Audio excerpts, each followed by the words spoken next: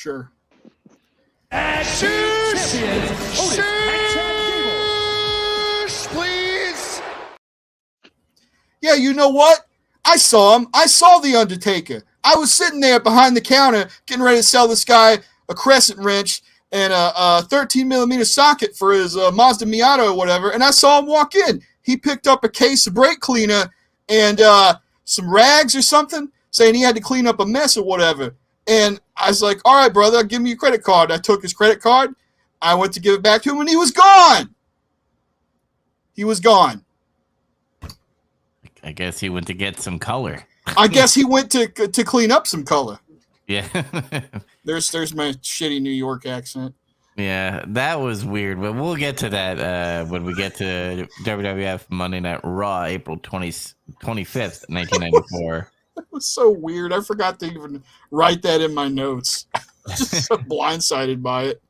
Spoilers, it may have been my favorite thing of both shows. I'm not going to lie. I love the random thing of the search is on, and we're just going to go to every Ray's Pizza in New York City. Shut up, Andy. You, Chaz, Dubs apparently now can go make a Pokemon cast or whatever. Pokemon Fast Food Podcast. Let's do it. I'll join the fast food segments, and I'll sit there and I'll be Andy, like when we're talking about wrestling. There has you guys to be talk about Pokemon. There has to be a Pokemon baby. restaurant. Yeah, there has to be a Pokemon restaurant somewhere. But Japan. Probably, yeah. They have a fucking Hello Kitty fucking amusement park, so they have everything there. We're gonna be talking about WCW Spring Stampede 1994. That would be fucking funny. And we're also gonna be talking WWF Monday Night Raw, April 25th, 1994. So I guess let's get into it as far as the pay-per-view, because that was before Monday Night Raw. And we have Bobby Heenan, Tony Schiavone on commentary. Where were they, by the way? What state? They were in Chicago at the Rosemont right. Horizon, one of the best wrestling arenas, until it got changed into some kind of bullshit Smoothie King Arena or whatever the fuck it's called now. I don't know. And we call it, yeah, because I remember Bobby Heenan saying, some call this Chi-Town. And I was like, okay. Bobby Heenan must have snorted some type of cocaine because he was fucking lit tonight. He was on fire. He had that good weed. Yeah, he was fucking high as shit and fucking yelling. It was it's Bobby Heenan. But apparently this is like one of the last shows before the Hogan era started, by the way. So we're gonna be getting into Hogan territory. Hogan! Can't wait to fucking talk about that. Yeah. So let's get into the first match here. Wait. Unless you have something to say. I do before that. So like before that, they get Aaron Neville to sing the national anthem. Oh yeah, I forgot about that. And there's like Marines standing there with unloaded M4s. I don't know why, it just looked weird to me. But like Aaron Neville sounded like fucking Cleveland from Family Guy. Like he's singing and I'm just like, sounds like Cleveland. You say that, but actually Cleveland sounds a lot like Aaron Neville. Nobody fucking knows who he is anymore. Everybody knows who Cleveland is. I've watched that man sing the national anthem at a wrestling event like 3 times. He needs to stop. He loves wrestling. I guess so. And he was sitting next to Bobby Heenan the whole show, by the way. That's kind of weird, isn't it? That's kind of awesome. I bet like they just said, "You want to sit by Bobby Heenan?" He's like, "Hell yes, I will." Like, I don't know, do like What's weird about it was he sat next to him the whole time, but they didn't acknowledge that he was sitting next to him until halfway through. And the first half, Bobby Heenan was talking shit about Aaron Neville. Yeah. What? Yeah. That's what was so funny about it. Tony's like, he's sitting right beside you. He's like, he is? He's been there the whole time? Hey, man, I really like you. You can really belt it out there. That's great. He was good. He was good tonight. Bobby Heenan was. Yes. So Little Richard came in the ring. I mean, Johnny B. Bad. He looks a little different than usual. He looks a little more shredded. I think he is slightly. He was always in really good shape, but he's also not wearing his makeup. I noticed. Mm-hmm. He's not wearing the guy liner and the blush. He's looking more like Mark Marrow. Yeah, he's looking more like Wild Man Mark Marrow about to come in a year. His outfit overall is just not like usually he's wearing so much shit all over himself that I don't think you can really see his muscle definition. And the other part, he's wearing like the cowboy thing, and he's got more of his arm and other stuff out. He usually wears more tassels. I think that's part of it. Right now, there aren't any Monday Night Wars yet because WCW still hasn't done Nitro, but they're still competing like in the pay-per-view space and stuff. Mm-hmm. So it's still worth comparing. Yeah. But we have pre-DDP Yoga Diamond Dallas Page, a little heavier than usual before 1997, by the way. Like 1997 is when he starts to slim down and stuff. So we're getting heavy DDP, still bringing the hot chicks to the ring. That's Kimberly. Yes. Yeah, she's just they call her the Diamond Doll right now, but yeah. Yeah, and Bobby Heenan gets a present from DDP. Little diamond studs that say, what was it, BH or whatever?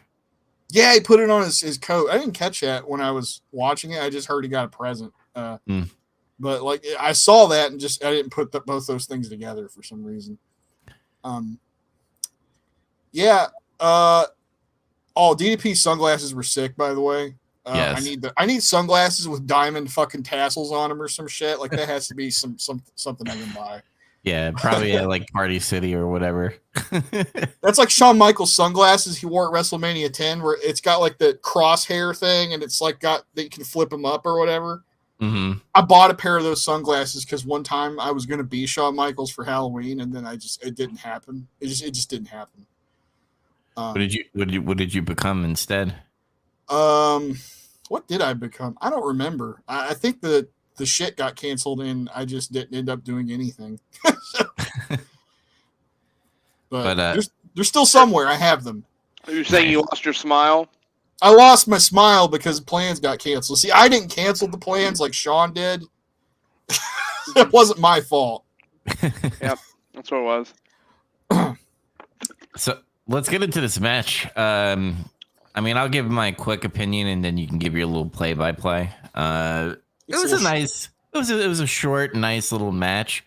Man, I before like DDP gets big in the late 90s and stuff, I'm really like he had a show that he was a good wrestler in order to get that push that he did. But man, he was putting in work in 94. I actually liked what he did in this match. Yeah, he's like he's doing some pretty good heel work right now. It's like he's not being real over the top either at the same time. It's like he's just the right amount of like he'll sell something kind of crazy for a second. Mm-hmm. It's pretty cool.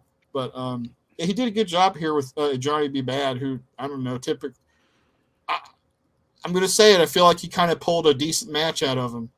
That sounds weird to say because Johnny B. Bad's got more experience than DDP does, but I feel like that's what happened. Yeah, and it's funny because at some point I thought like a shoot was happening because like Johnny B. Bad would do a move and DDP would like get up again, but like Bobby Heenan was selling it on commentary. He's like, oh, he's getting back up again. And he's like, he's not getting hurt, whatever Johnny B. Bad's doing. So I don't know if it was like a learning thing for DDP in some sense, or was this part of the work, or was there shooting going on? I have no idea. I think it was just part of like what they were agreed to do because Dallas would always want to have a good match, and for his spot on the card, the opening match with Johnny B. Bad, it's probably like, hey brother, let's do some cool sequences and shit. I'll make you shine. I'll do a funny sell or two, and it'll be fun. And bada boom, bada bing, New Jersey shit. And that's what happened. Bada boom, bada bing. What I did like is when Bobby got the gift from DDP, he started putting him over real big on commentary. Yeah. It's like they're wrestling for a minute, and he's like, Dallas Page is amazing. He's going to totally beat him. He's got so much wrestling prowess and everything. And then Tony's like, you're not being that you're being kind of biased right now, aren't you? And he's like, no, I'm always completely unbiased.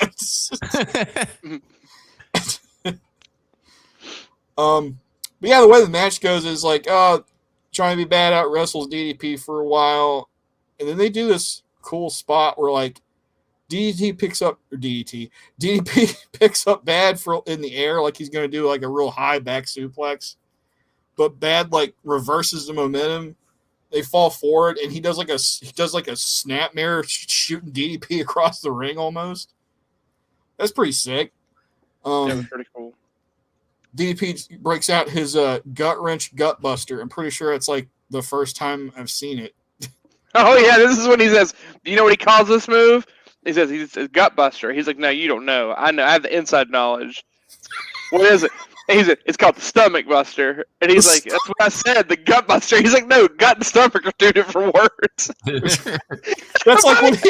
That's like later on when Muda was out. He's like, "Do you know any Japanese?" And he's like, "No." And he's like, "I don't have the time to teach you." I know a word or two, and then he's like, well, "You don't know what he said. You clearly don't know what he said. I have no time to teach you this." He's so funny all night. Oh god. But DDP gets some heat with Chinlock for a while, but little Richard powers out and does a high back suplex to him, and that's when I noticed DDP's selling has gotten pretty great. He's like doing the big eyes. And he's like, "Oh!" It's like his back is just seized up. Mm-hmm. He starts to come back. He does invert atomic drop, another great sell. DDP is also known for selling an atomic drop, amazing.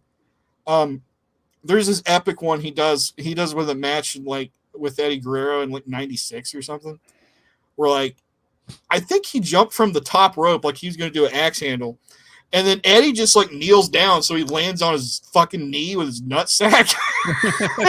And when he lands, he goes, "Oh!" He throws his hands up and just like screams and just falls over. It was like the fucking funniest thing ever. That's why I love atomic drops. We need that clip. That's what we need. I'll see that's good. I'll see if I can find it. The funny thing about that is later on, the NWO comes out, Scott Hall tries to do something, and he does an amazing sell too right after that. Same thing happens. That sounds about right. Oh, shit. But, yeah, Vertog drop, clothesline, flying head scissors, and he hits a big right hand. DDP goes flying out of the ring, and then Bobby calls Johnny B. bad, Johnny B. stupid, because he didn't cover him. He's like, "Ha, good one." Yeah, I got confused with that because, like, I understand Johnny B. Bad, that's his name, but like Bobby Heenan puts it in a question. He's like, "I don't know whether he's gonna be Johnny B. Bad or Johnny B. Stupid." I'm like, well, they're both kind of bad if you think about it.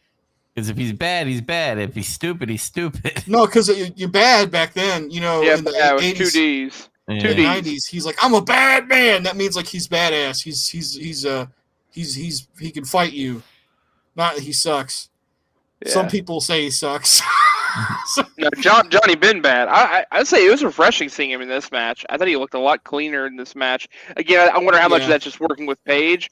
And in all fairness, like it's to him, like he's been working with people that also were like kind of rough around the edges. So I feel like he wasn't given a really fair turn in the lower card the last like several months we've watched him. So now we're actually watching with someone else that can work to make him look good.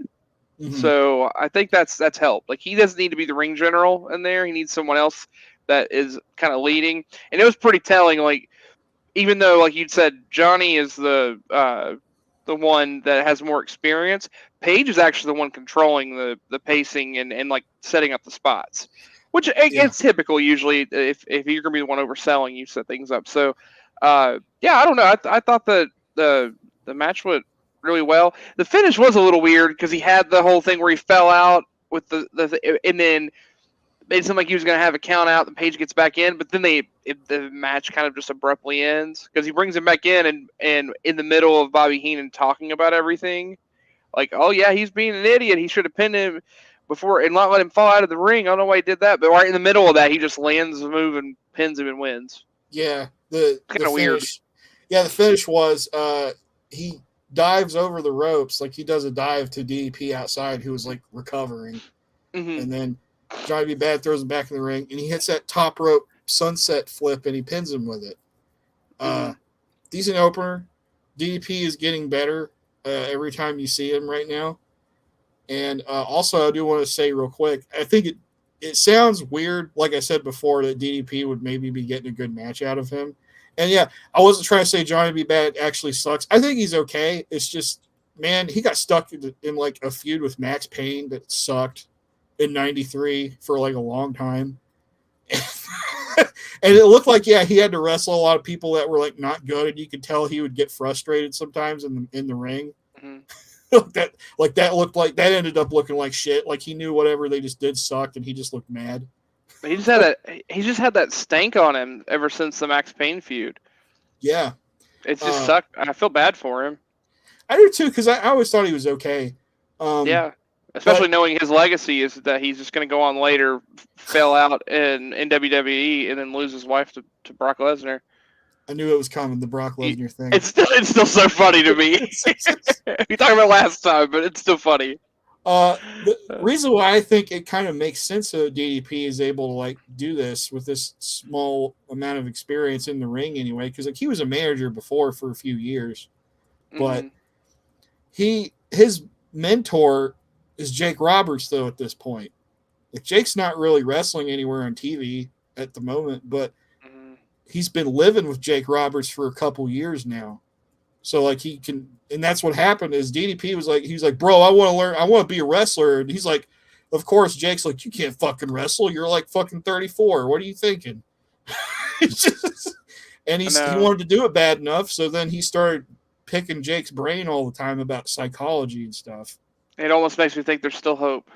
I turned 34 in a week, and I'm like, shit, maybe, just maybe. Maybe I can be the next Page. Yeah, remember him? Remember Batista? They were trying to say Batista was like 27 or some shit, but he was actually like 10 years older than what they were saying he was. Mm-hmm. Hey, it can happen. Boogeyman was the same way. That was the other one. Boogeyman was like in his 40s when they hired him. Although that guy did not look 40. He was like 42, and they were saying he was like 31 or something. Yeah. That's because black don't crack, though. I mean, look at Bobby Lashley. He looks the same. He's like almost 50, I think, and he still looks like he's like 27. He said black don't crack. I was going to go Boogie don't Oogie. I don't know why. That's what I thought immediately. Boogie don't Oogie. There it is. But, I give this match a 6 out of 10. It was pretty decent. Okay, I was a little more generous. I just really liked it. I thought it was a great like pace for the opener. Like it was a good. Like the length was good, especially for a WCW event. Man, we've watched some real turds to open up shows sometimes. But I gave it a 6.3. Yeah, I gave it a 6.1 out of 10. I thought it was a nice opener. We're in the range. Yeah, I don't think any other. Well, then again, I mean, the next match could have been an opener as well, but I think it was perfect that it was Johnny B. Bad and Diamond Dallas Page. They put on a good show to like, because everybody still loves Johnny B. Bad. Like he's still getting cheers no matter what. Still over, yeah. Yeah. You know what it is, and it's nothing against him. Like, I mean, don't get me wrong. I think like you could probably do it with several other gimmicks, whatever. And it's not to take away from the guy, but it's those damn blasters. People fucking love shit like that. Like he can literally go out there dressed as a fucking sanitation worker and pretend he's gonna shoot trash out. That's what they should have done with Duke the Dumpster Drose. He should have fucking had like a trash hose. But really, the people love it. They're like, "Oh, the bad blasters! He's got 2 of them," and they're just going nuts for it. And they're just those confetti poppers. Who the hell used to do those T-shirt spots in WWF back in the day? Remember where they'd send people out and they'd shoot them with like a T-shirt gun? Mm-hmm. Yeah, I don't remember. I don't even remember who did it, but yeah, the T-shirt can. I don't know if it was any one specific person.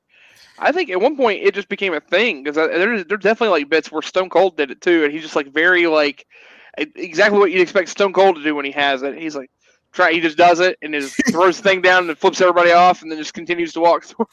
I'm sure he made a whole show out of it or whatever. Like it turns into like this rolling promo thing, and he's shooting T-shirts at people. Mm-hmm. But yeah,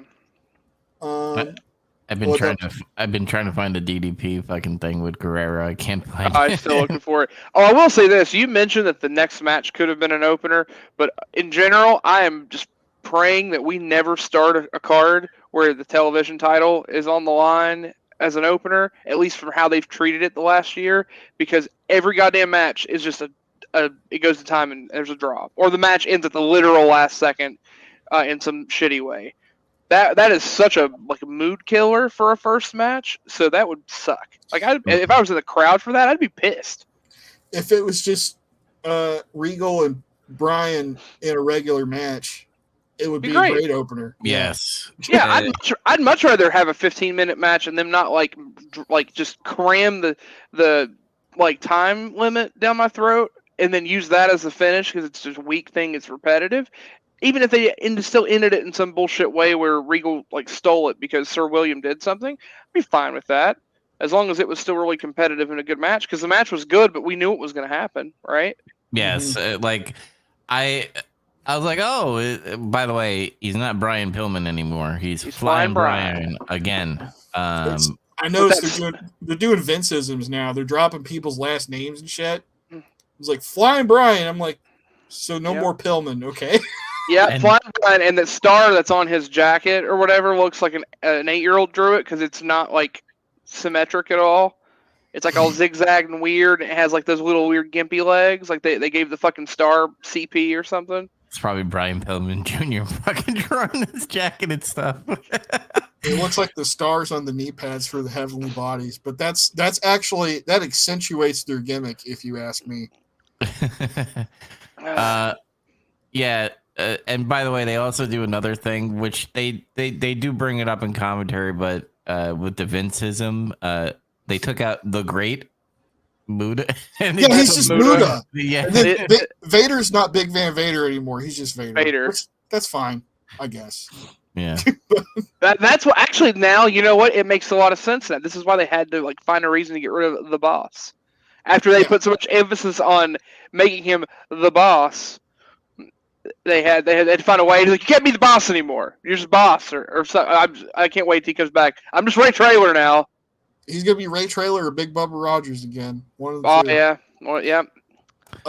Before this match, real quick, there's a segment with Mean Gene standing out there with Jesse Ventura, that platform area where you see the crowd and stuff. Mm-hmm. And they're talking about WCW hotline stuff, and Gordon Solie and Larry Zbyszko are supposed to be on there. And then Jesse says, you should talk to Solie while you can because you're not going to have many more chances to. I'm like, what the goddamn? He's saying he's going to die soon. And Gene's like, will you stop it? There are times where I'm just like, do they talk to the people and be like, I'm going to say something really fucked up, they'll get offensive? Or do they just say something fucked up and then go in the back and be like, I'm kidding, bro? I would bet my fucking car, pink slip just pulled out, that Jesse Ventura has never once looked at someone and said, I'm going to say something really fucked up about you on national television. That man just says whatever the fuck is on his mind at the moment it comes, and he just rolls with it. Yeah, he comes off like that kind of guy. I just never thought, because he has said some really dumb shit before, and you're like, what? I was a Navy SEAL. I live in Baja. I loved whenever he would do the stuff where he would take things way too far and keep trying to make the same joke, and Tony would be like, stop it. He just went through that, yeah. Just stop it. Oh God. They go on for a little bit more though. They start talking about Steamboat and Flair, and then Jesse says, well, they faced each other in the past, but none of their encounters have had this level of prestige. And I'm like, what do you mean? They're having a match for the world title. They've done that multiple times. Yeah, the literal match that they had 5 years ago in Chicago that they kept referencing to is literally the most prestigious match. That was the rubber match. That was the big one. Jesse forgot he was in the WWF for too long. He was thinking about his Navy SEALs. He's thinking about being in the Predator. Yeah.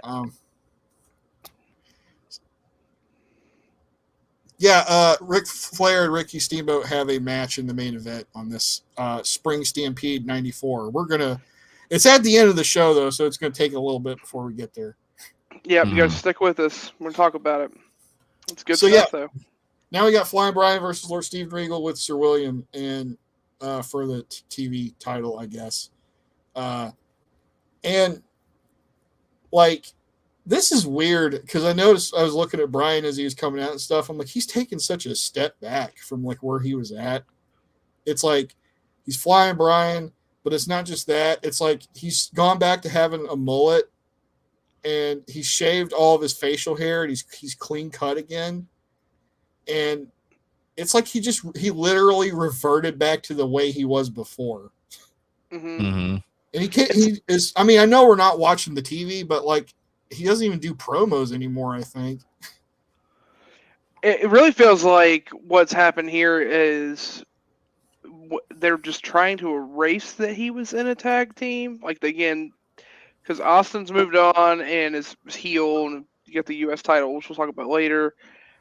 And where he had his injury, he was out for a period of time, and he came back, and they just wanted to forget that he had turned into that heel and like found a different level of charisma. And they're just letting him go back to what he was doing when he first started. Like you said, he's just reverted back to. It's like it was a quick pit stop, which we've talked before during that. Like, there's been a lot of interviews amongst them and others. I know when I'd listened to some other podcasts with JR and some others, there was a lot of discussion about how their tag team was really never meant to happen anyway. It was one of those cobbled together, like, we don't know what else to do with you, and they weren't happy about it. But then they took off and did really well, and they weren't supposed to. So then, because one of their shows, I think it was the show where they faced, we watched it. It was one that they faced Ric Flair and Arn Anderson for the tag titles. Yeah, and they lost.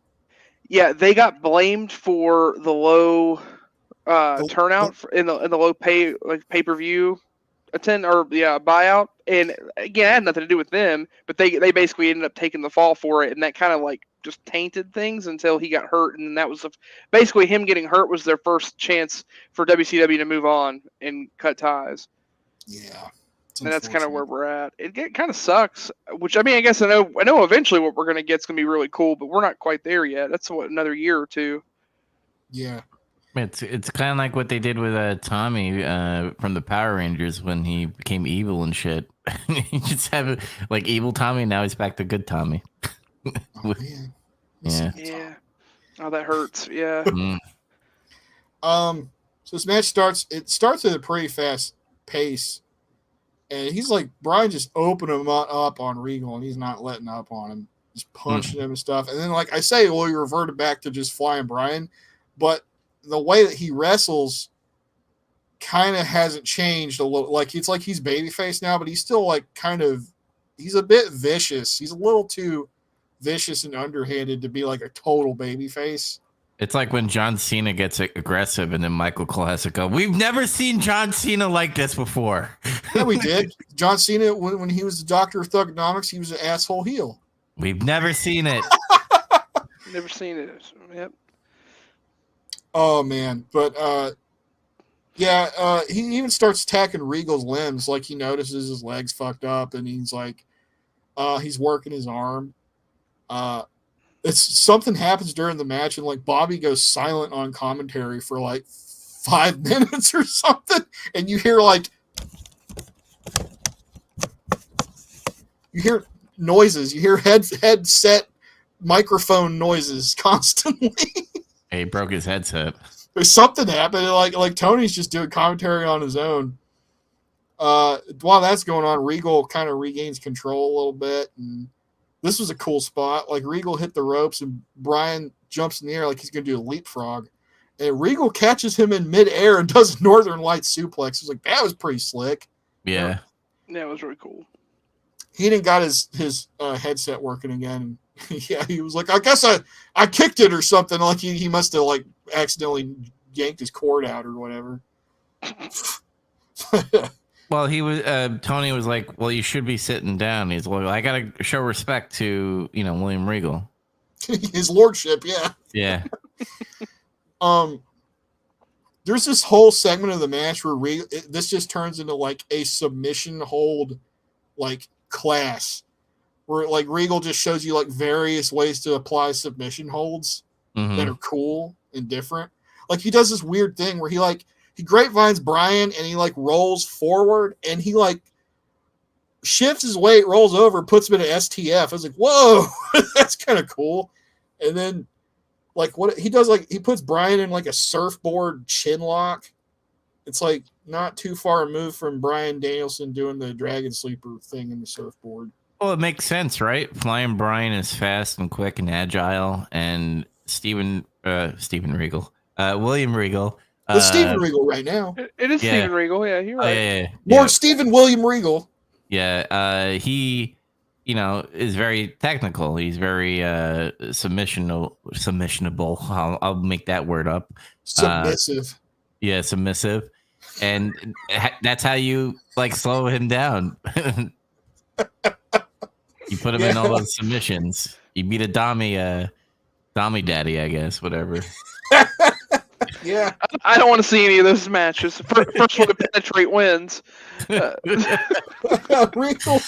Regal's grinding Pillman down with, like, holds and stuff, and he does, like, the Regal roll, which is cool. It looked like he almost dropped Brian, but he managed to save it. And then, let's see. Brian, he just can't build any momentum at this point in the match. It seems like he's just getting worn down. And right when the match hits the 1 minute mark, the crowd starts like rumbling. And that's another thing. The crowd was awesome for this whole show. Mm-hmm. Oh, the crowd was that actually is a real strength of this whole show. That crowd was kudos to them. Even all the moments they were pissed, like they managed to like still stay with it and be engaging. It was actually refreshing. It was awesome, yeah. And, what's with all the wrestlers getting fucking stupid at the last minute? By the way, I don't know. Baby faces are dumb. Yeah, that's the problem. That's part of the problem in WCW. Like every WCW heel is like a damn villain, like super smart, crafty. Yeah, I got you. And then every baby face is just straight lunkhead. Like fucking brain dead when it comes to like what to do. Kind of, real dumb shit. That's a Dusty rub on him. Yeah, don't worry, baby. You just act like you just play stupid. It's fine. You'll get him next time, Dennis. Don't worry about it. Yeah, we can shoot about next time. It'll be very nice. Pretty soon you'll be in major motion pictures and sitcoms. Just wait. Don't argue with me, baby. You go to catering. You barbecue. They start going into this pretty hot sequence for the finish. Brian's doing his comeback, and he's like, doing drop kicks and stuff and backdrop. And like at the 25-second mark or so, they both go flying out of the ring. And then like when they get back in the ring and Brian manages to pin Regal off of something, I can't remember what. I think he just knocked him down with like a clothesline or whatever. The time expires.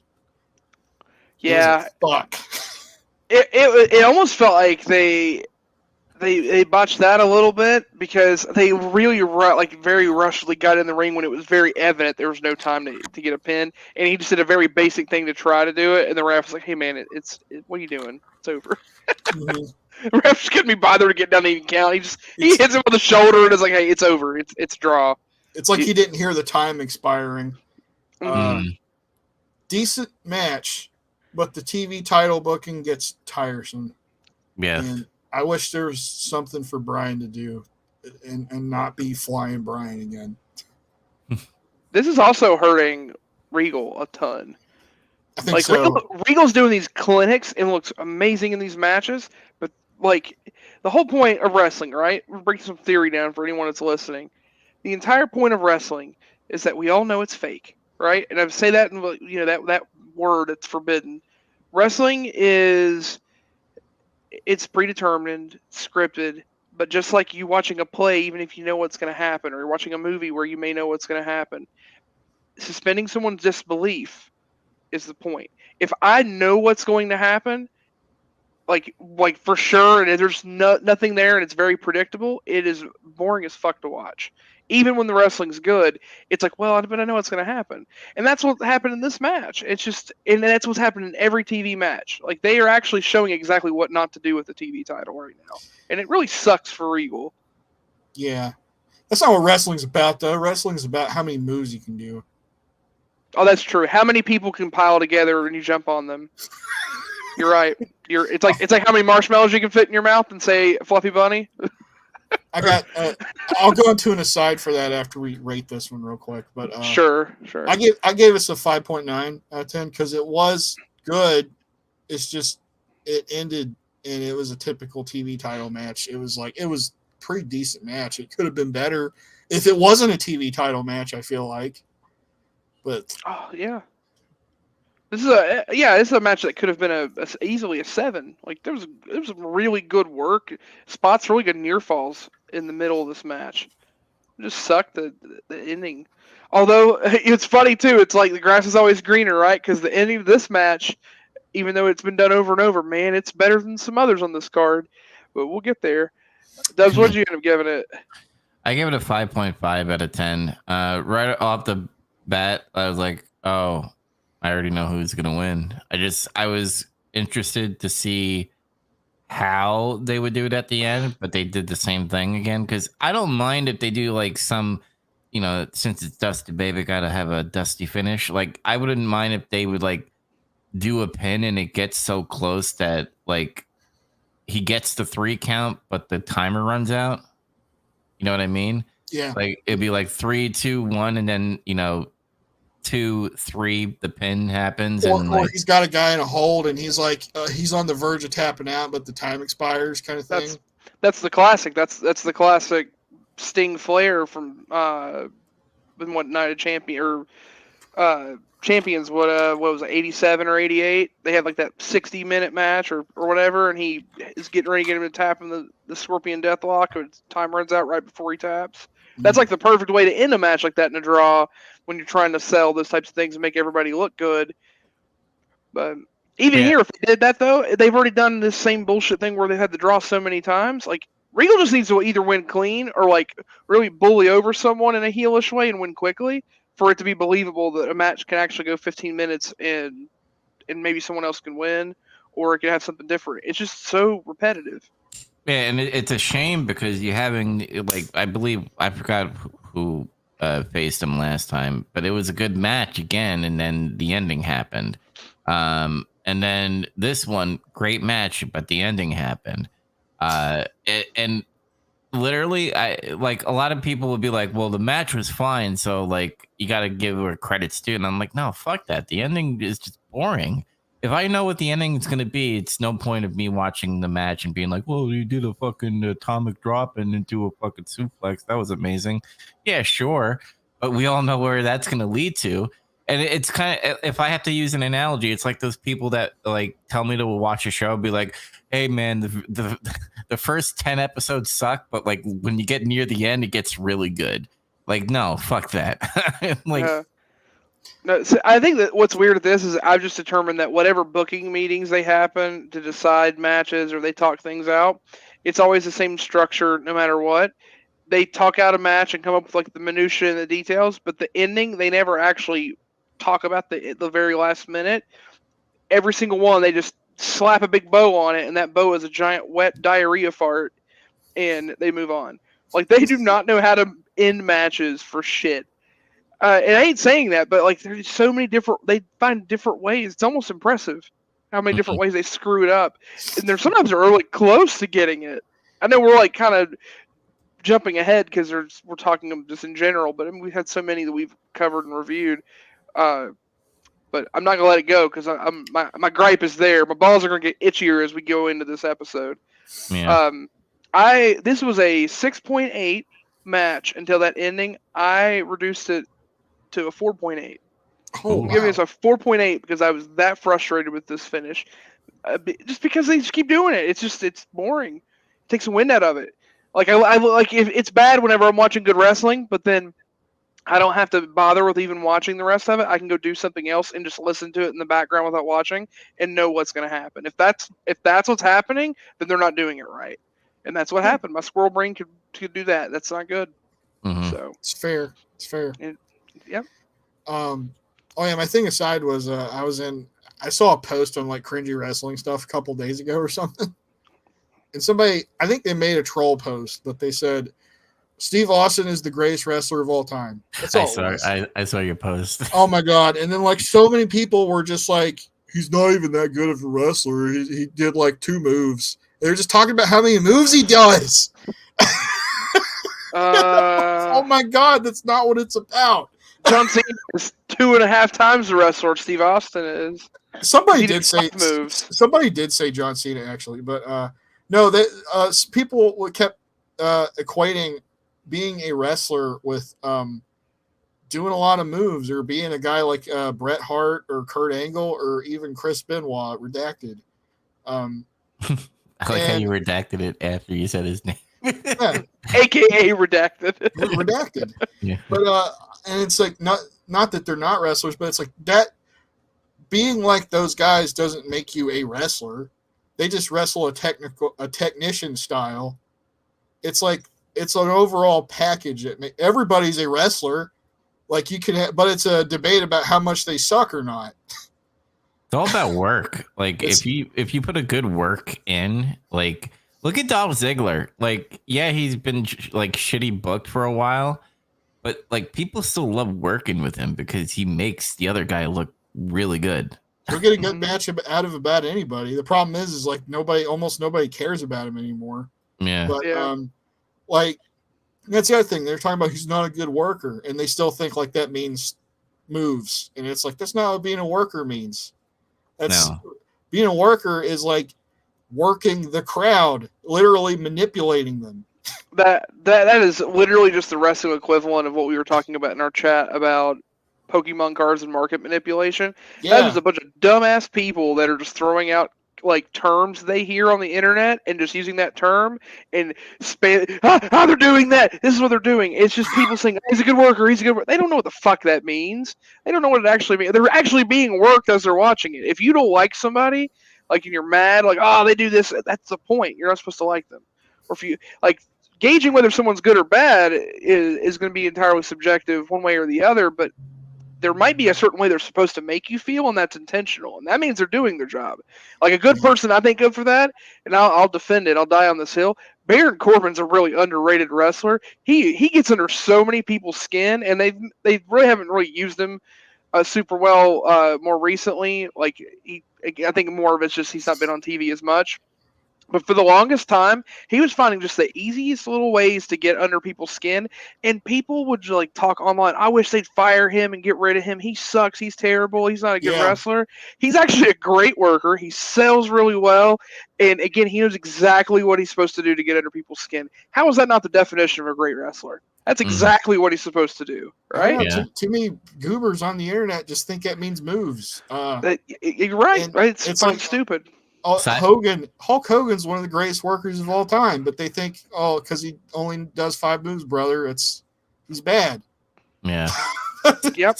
Side note about Baron Corbin, by the way, he did a TikTok of him cooking and shit, and like he really cooks really well, and a chef like commentated on it. He's like, wow, he's a better cook than a better wrestler. And fucking Baron Corbin, fucking, he's like, what the fuck, bro? And like, people are like, can we book this match at WrestleMania, please? Oh my God, do it. Yeah.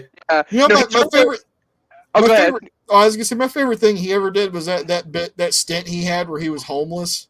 Yeah. I don't know why, but it was just really fucking funny. Bum Corbin was great. He's just like sitting back there in like a shitty t-shirt, and he's got the like face hair like he hasn't shaved it a little bit like me right now. Yeah, like the hair up here like get really unkempt and fucked up. No, I have like so many of the different things he's done. Like I think the one period of time I just really like didn't care too much was he got stuck in that weird feud with Roman Reigns for all over dog food. Oh, that was terrible. Really dumb. Yeah, but yeah, it's really easy for people to forget that about Reigns, and then suddenly be like, "Oh, Reigns is like the greatest worker of all time." It's like, well, he's good, and he's always been good. He's just been given crap, and then now he's been given like the creative stuff has so much more to do with how you actually feel about it, which has nothing to do with the wrestler. Like they have to just kind of work with what they have. But yeah, Applebee's Corbin was fucking funny when he looked like a fucking Applebee's hostess. Constable Corbin. Yeah, I fucking loved it. Also, his finisher, badass. I'm still pissed that they let Drew McIntyre kick out of that for no goddamn reason. Oh, yeah. Only one person is kicked out of End of Days. Drew McIntyre kicked out of it and just won the match, and there was nothing else that just built onto that, and now that's just tainted forever. Like, that made no sense. No sense at all. I'm upset for him. Anyway, I didn't realize it's going to turn into the Baron Corbin appreciation time. I'm sorry. I like Baron Corbin. I liked Go him in it. Chiefs. I liked his homeless thing, and I kind of like Happy Corbin, and I like King Corbin, and also I like balding NXT Corbin also. Lone Wolf Corbin. Yeah. Lone Wolf. All the song, the intro he had when he was in NXT was badass too. Yeah. He Like had the something one there. he came out like the moons were like there as they come out like we just named he's had like 6 different character changes over like a decade. See? Yeah. Put the strap on this man. Blast his ass to the moon. That's what I want. Settle down. He can have like a mid card title. There it is. Send it back to NXT. Give him North American title. Yeah, baby, you got it. He actually is feuding with I think Carmelo Hayes in NXT right now. Yeah, they put him down there. He's he showed up I think right after the last pay per view I think, and there's a feud for him to maybe try to go for the NXT title, right? Yeah. We'll see. And before we get sidetracked again, getting back onto the pay per view, but before we do that, Seth Rollins versus Braun Breaker. So I'm actually happy to see that match. Oh, that'll be really cool. Yeah. Yeah. Should be interesting. Mm-hmm. Mean Gene is backstage with Colonel Robert Parker and Bunkhouse Buck, also known as Jimmy Golden. He's Robert Parker's in real life cousin. They're cousins. You can't make that shit up. That's actually great. And I just want to say it right now. Bunkhouse Buck looks like Kenny Omega's dad. He looks like his father. Bunkhouse Buck looks like Kenny Omega's bigger, more surly, blue-collar father who doesn't understand his weeb shit. That's what he looks like. They have the same face. Seriously, it's weird. I don't even have words. That's fucking hilarious. It just struck me. I'm like, dude, he looks like Kenny Omega. This is weird. So did Colonel Parker get rid of his slaves? By the way, is he now? Yeah, his boys are not with them anymore, so they're just out there in the ether. Mm-hmm. Yeah, I don't think they've officially changed over to the Booker T and Stevie Ray yet, though. I don't think that happens for a bit. They're on their own, and they're just independent Harlem Heat. They're just what's the word? What's that thing? Emancipated? Yeah, they're not. It's not. 1865 hasn't happened yet, so. Jesus. But it'll happen for them sooner rather than later. Dude, that promo with fucking Colonel Parker's fucking cousin, dude, he didn't know what the fuck to say. Like Mean Gene cut him off, and he looked bewildered and like confused, and he just blurted out shit. I kind of think he was supposed to come off that way a little bit. Yeah, crazy. see, he looked oddly familiar now, and the Kenny Omega thing is funny, but when he started to talk, I was like, oh, this is the Equalizer's retarded younger brother. And so, dude, he started yelling immediately. But like I noticed, like Robert Parker's got like a briefcase handcuffed to him for some fucking reason. Like it's the nuclear fucking football. I don't know. Yeah, I'm like, what's that? They never address it. They never talk about it. And then they start talking about Austin's match with Muta for a second, and then Buck just starts raging and talks about how he's like, I stink, and it doesn't matter because my daddy told me the good things come to those who wait, and I've been waiting to get my hands on this 10-cent drugstore cowboy Dusty Road, and then like it means like, oh, we gotta get out of here, let's go. So then we go into another cluster. Nasty Boys versus Cactus Jack and Max Payne in a Chicago street fight. Titles are not on the line, by the way. I thought that was a little bit weird, but whatever. Yeah, that's so fucking weird. Like, this is like Mick Foley being like, I want to die. Like, I literally like want to die. So I mean, throw me into the concrete, hit me with a shovel against the fucking head. Even though it was plastic, I guess. I know that we're gonna talk about it. We're gonna go into the play-by-play, and that's fine. And I'll try my best not to tune out. But I'll just very quickly just give my summary of this whole thing because I got to do it. I'll real quick. I don't actually have a lot to say about this one because of what it is. Okay, cool. That makes me feel better. You know how sometimes like one of your senses is activated by something else it shouldn't be? You know, like to make the joke, if you do drugs, you can taste purple, that type of stuff. Yeah. I watched this and got indigestion. I wasn't eating anything. It just I watched it and I like acid in my stomach rose. I don't know why. It was bad. The only Yeah. the only positive That's what I'd say. the only positive thing I'll say is Max Payne looked normal on what he was wearing, and he should wear that more often in every match. He was still wearing those weird pajama pants that you keep making fun of him for wearing. But I think it's just that his t-shirt wasn't as baggy, and he had his hair up in a ponytail like sensible individual. Well, Chicago Street Fight, yeah, you gotta have the hair back. Also, put your hair up and square up, as they say. And what it sounds weird, but I think gloves go a long way for him. That helps. Yeah, it makes him look less fat somehow. Yeah, the fingerless gloves actually. No, it did. It's like fingerless gloves made him lose 10 pounds. I totally agree. Like I legit saw him come out and thought, I like his look right now. I like to cut his jib, and then they started wrestling, and I was like, oh, my stomach hurts now. I'm gonna go eat some Rolaids. I legit went upstairs and I paused, it was a commercial. It was like one of those like minute-long commercials running or whatever. Yeah. I went upstairs and legit ate Tums. I'm not even like exaggerating, bullshitting. I really did. I don't know. It's weird. So I got a question. In the 90s, did they have like the souvenir booth near the edge of the ring like that? Fucking no. It was always in the arena somewhere. That was so strange. They put that shitty booth there that had like, I don't know, a dozen t-shirts on it or something. Like, they had the Nasty Boys this real.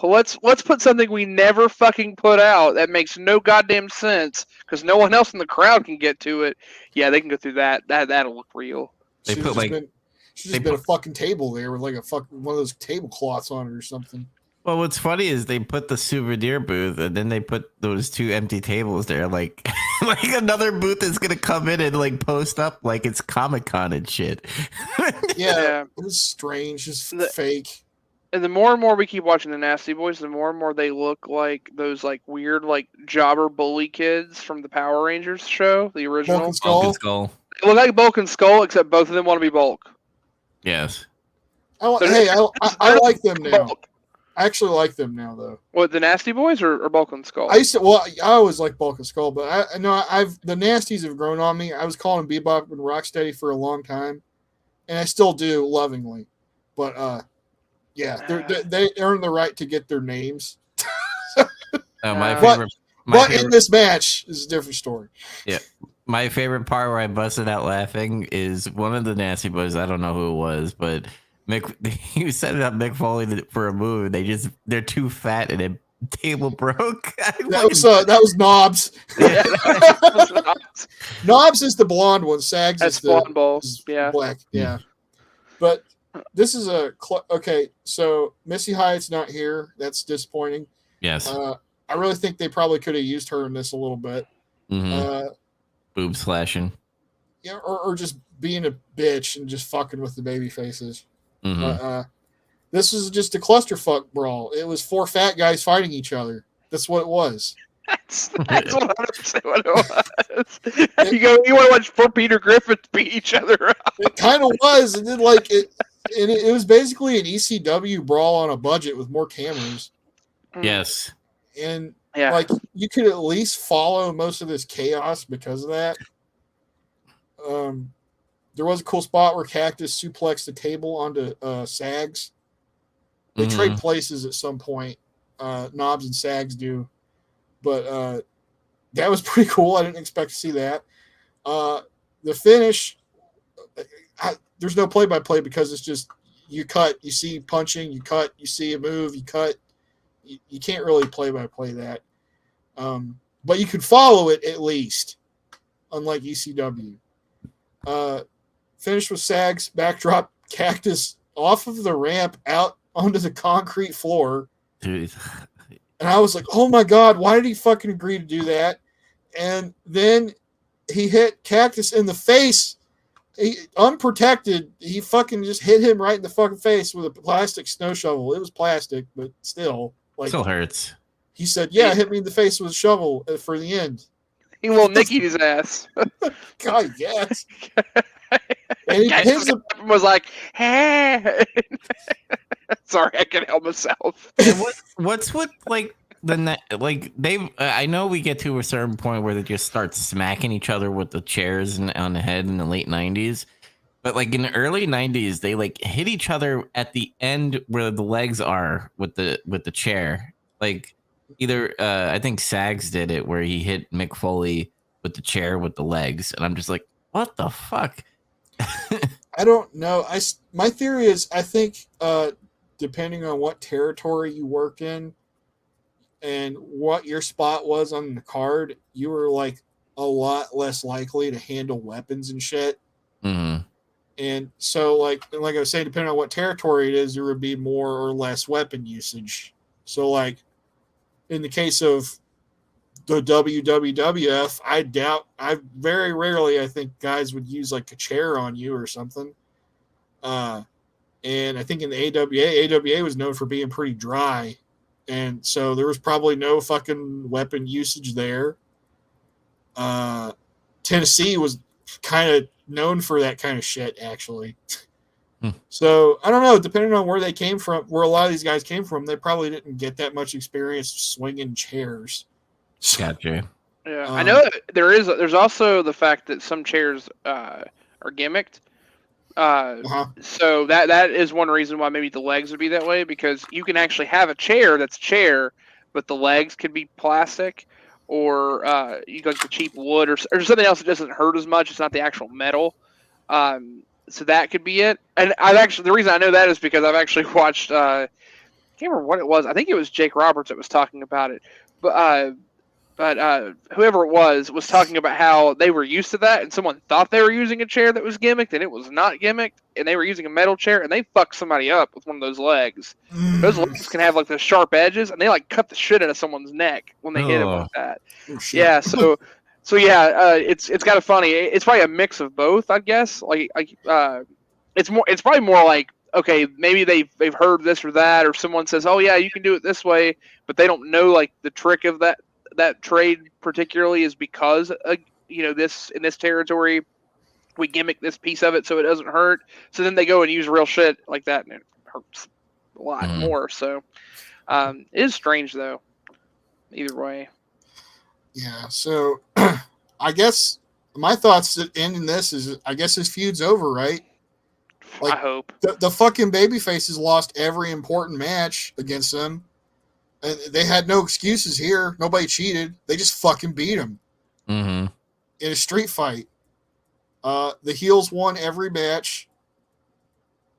In terms of a clusterfuck brawl, it was okay at least because I could follow it, but like it still was like kind of like,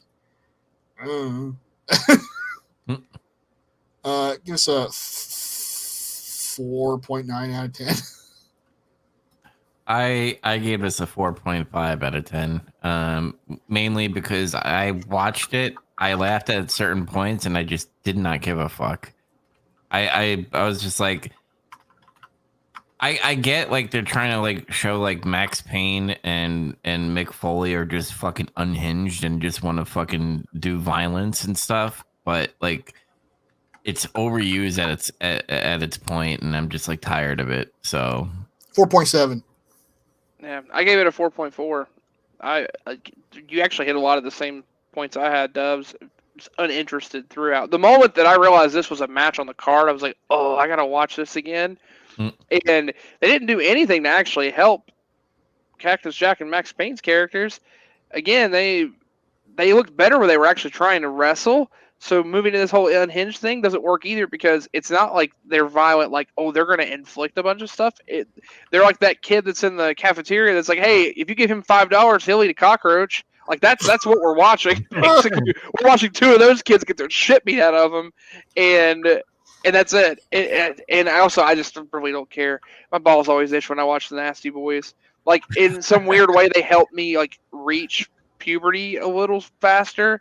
But it was out of like the rage that built up in like the deep recesses of my testicles. You just get when I was a kid, put in your balls. I just get fucking itchy when I see them on screen. They're like covered in lice or something. I don't know. I just fucking hate it. And I don't even mean that. Like, I get that they're good workers and stuff, so that it's working. I'm getting worked to a point, but even like there was like a show where like on a Travel Channel where there's like some food challenge or something, and they're like hometown, and they were on the show, and I just saw them on there, and they're being like the Nasty Boys, but like clearly it's just a show. So there's no wrestling involved, and I got itchy then. Like just looking at them makes me itchy. It's weird. That's their gimmick. They make you itch. Yeah, I guess so. It's working. So because I used to hate them for a long time too. Mm-hmm. And then, like, after seeing a few matches where I thought it was decent, like you were saying before, where they were having wrestling matches or just brawls contained in the context of a wrestling match. I was like, yeah, these guys, they're okay. They're okay. Right. So, no, and I can respect that. Like, that part of it is not like, oh, I'm criticizing them because that's actually part of their gimmick. Like you said, it works. Just not for me. It's like Bastion Booger is supposed to be gross. Doesn't mean I like watching him. Fucking gross. Secretly, you like watching him and talking about him. No, I'm just uninterested, and I just go over the top with it to make it entertaining for others, so they don't have to feel my pain. But like, I die inside a little more every time I see him. But that all being said, it's not so much that. I think it's more like they're kind of in the same boat as Regal. Like, they're getting the shit into it because they're consistently given like these really shit outs to how they win matches. And other stuff like this one, at least, like they just like win, like it is decisive. They just beat the hell out of them because it's a street fight. But they've had so many where like they've just had like weird, shitty ways where they just squeaked out some weird, convoluted win, and it doesn't help anybody that was involved. So again, it just goes back to how everything's getting booked. But it's just uninteresting. Mm-hmm. So hopefully they're just moving on. No one there's benefiting. Yeah, I hope so. Yeah. What's next? Jesse's back there trying to be bad real quick, and he says he wants to challenge whoever wins between Steve Austin and Great Muta, or Muta as he's known now. And I'm like, ooh, title aspirations, brother. Yeah, we'll see what happens. Good for him. I actually was like, hey, this is not a bad promo. They should let him talk more. I like how he was like, yeah, Paige he's a good wrestler, but I'm a bad man. I'm a bad man. They could do stuff with this. Like, they had things to work with there. I kind of liked it. I was digging it a little. There was a show we watched. This is before you joined us, I think. It was like, I think it was Super Brawl 3, actually. It was that, or it was like one of the first Clash of Champions we watched. Johnny B. Bad was the host of it. Mm-hmm. And he was pretty good in that role. He was like, Missy Hyatt was with him too, and they had like this little interplay going. And Johnny B. Bad was decent as a host. It's kind of like when you hear The Miz is going to host WrestleMania. It's like the same thing. Yeah, it's just so strange though, because that was over a year ago, and now I'm actually getting to hear him cut a promo for the first time. If that's his strength, why aren't they letting him hold the mic? I don't know. It could be political, you know. It's not your time, all it is. There's nothing that makes any sense. Like, early '90s WCW, like backstage booking decisions are just like absolute like logic vacuum, right? It's the Paul Roma of backstage booking decisions. It seems like it's getting worse too. I know we keep making jokes about Dusty and Dusty booking right now, but it's like I told you guys in the chat before we got on. He wasn't listed anywhere in the credits for this show. Yeah, well, I know we're making that joke too. And to be fair, like we keep kind of like saying any clusterfuck is a Dusty finish, and it's not. Like, there actually are 0 Dusty finishes on this show. To be clear, like in terms of like what's considered a true Dusty finish. Yeah. Like, so like you said, we've been just memeing about it, and because it's just funny. It's like, apologize now. It's just kind of a thing, right? Like, you get him next time. Like, that's fine. So I agree with you. Maybe. But there is very clear stink on, like, again, it's like I said earlier, no one ever actually finishes a match. No one in the back ever figures out how to, they're like, it's the last 2 minutes. They're like, no, wet fucking diarrhea fart. That's what it fucking is. Shotgun blast fart. On the wall, clean it up. Jesse goes like, picture this right here. Great Muta puts his knee on Steve Austin's back. He's got his katana sword out, and he says, apologize now! And he makes him apologize for being a cheating son of a bitch. Over the top. Oh, you can't do that over here. It's a Westie, not an Eastie. DQ. It's a Western, baby, not an Eastern. But next we get Great Muta versus Stunning Steve Austin, who is champion with Colonel Robert Parker for WCW United States title. And On paper, this should be a really good match. Yeah, what threw me off is like them taking out the Great Muta, and I thought like they just, I don't know, took the persona of Muta and just put some guy under that, because I thought he was gonna wrestle in that mask, by the way, what he comes out with. That's his get up. He always does that. Yeah, but no, it was him. And Bobby Heenan doing his commentating about Japanese and stuff and being like, oh, I'd never seen a match. Is that true? Is this the first time Bobby Heenan's seen a Great Muta match live, you think? I'm not sure. I like, see, in the case of Heenan, if he wasn't a guy that actually like probably got tapes somehow in his spare time like some other guys do, I doubt he's probably seen him. So that's a very real possibility in his case. Yeah. Yeah. I think he was doing the Bobby thing though, too. Like part of it's like he's just adding to that extra little bit of flair to what he's saying to make it seem more dramatic. Because it was really funny when he was talking about him not knowing the rules and other stuff, and Shivani's like, he was world champion once. Like how would he not know the rules? Does he understand them? but does he know? And then of course the ending happens. So then it kind of seems like Bobby's a little justified, but see, he doesn't know. By the way, I guess he was right. They did some story, like backstory a little bit, kind of lore, I guess, where he's like, oh, Muta says that he's gonna take the belt and bring it back to his home country of Japan.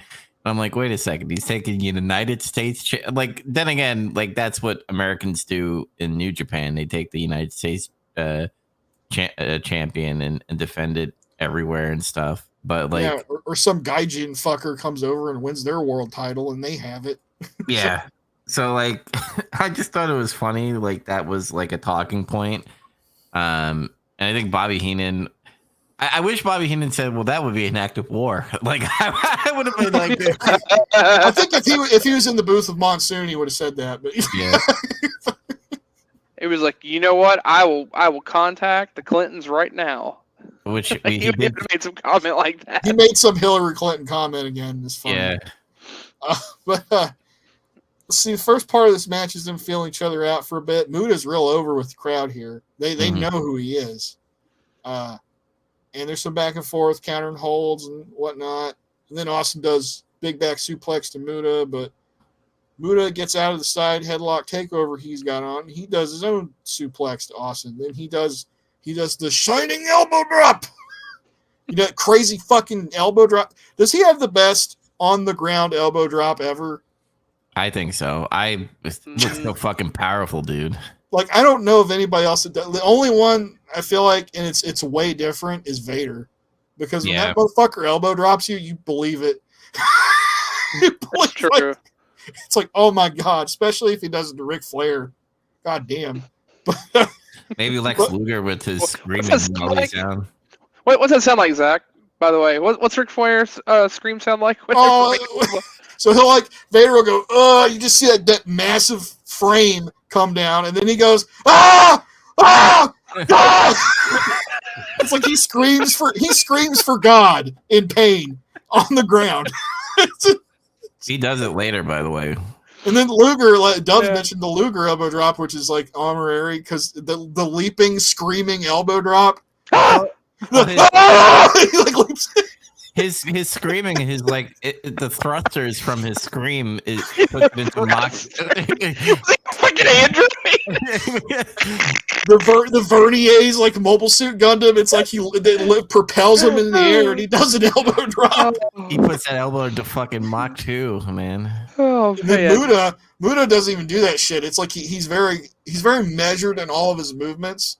But like when he does his elbow drop, it's like he focuses all of his chi into the point of his elbow, and he just goes, yeah, and he like delivers the shit, and then you convulse. It's like that's what happens. Best elbow drop. Yes. Yeah, no, I would agree. It's the best. I would argue. I don't know if you're getting up to this point, but fucking Muta has a great stun gun compared to fucking Steve Austin. That stun gun was awesome. Yeah. Yeah, he did it out of nowhere. Austin's is good, but like when Muta did it, it was like effortless. There was There was like no set because and Austin's talked about this before because people have asked, "Why'd you stop using a stun gun?" And Austin goes, "Dude, it's just a real hard move to do." It's like he just flat out says it. It's like you have to be really precise, and you can't do it to everybody because of different sizes and shit. Mm-hmm. So, but like, Austin, if you notice, there's always like a delay when he does it. Like he gets the guy up and he's like, and then he drops him, and the cell, whoever took it, is what makes it, Mm-hmm. But Muta, he just straight up went and just dropped him on the rope like it was nothing. Yeah, I mean, in all fairness, give it to Austin too. Like Austin is at this part of his career because he's not all beat up and shit. Like Austin's a great worker and sells his ass off for stuff too. No, he isn't.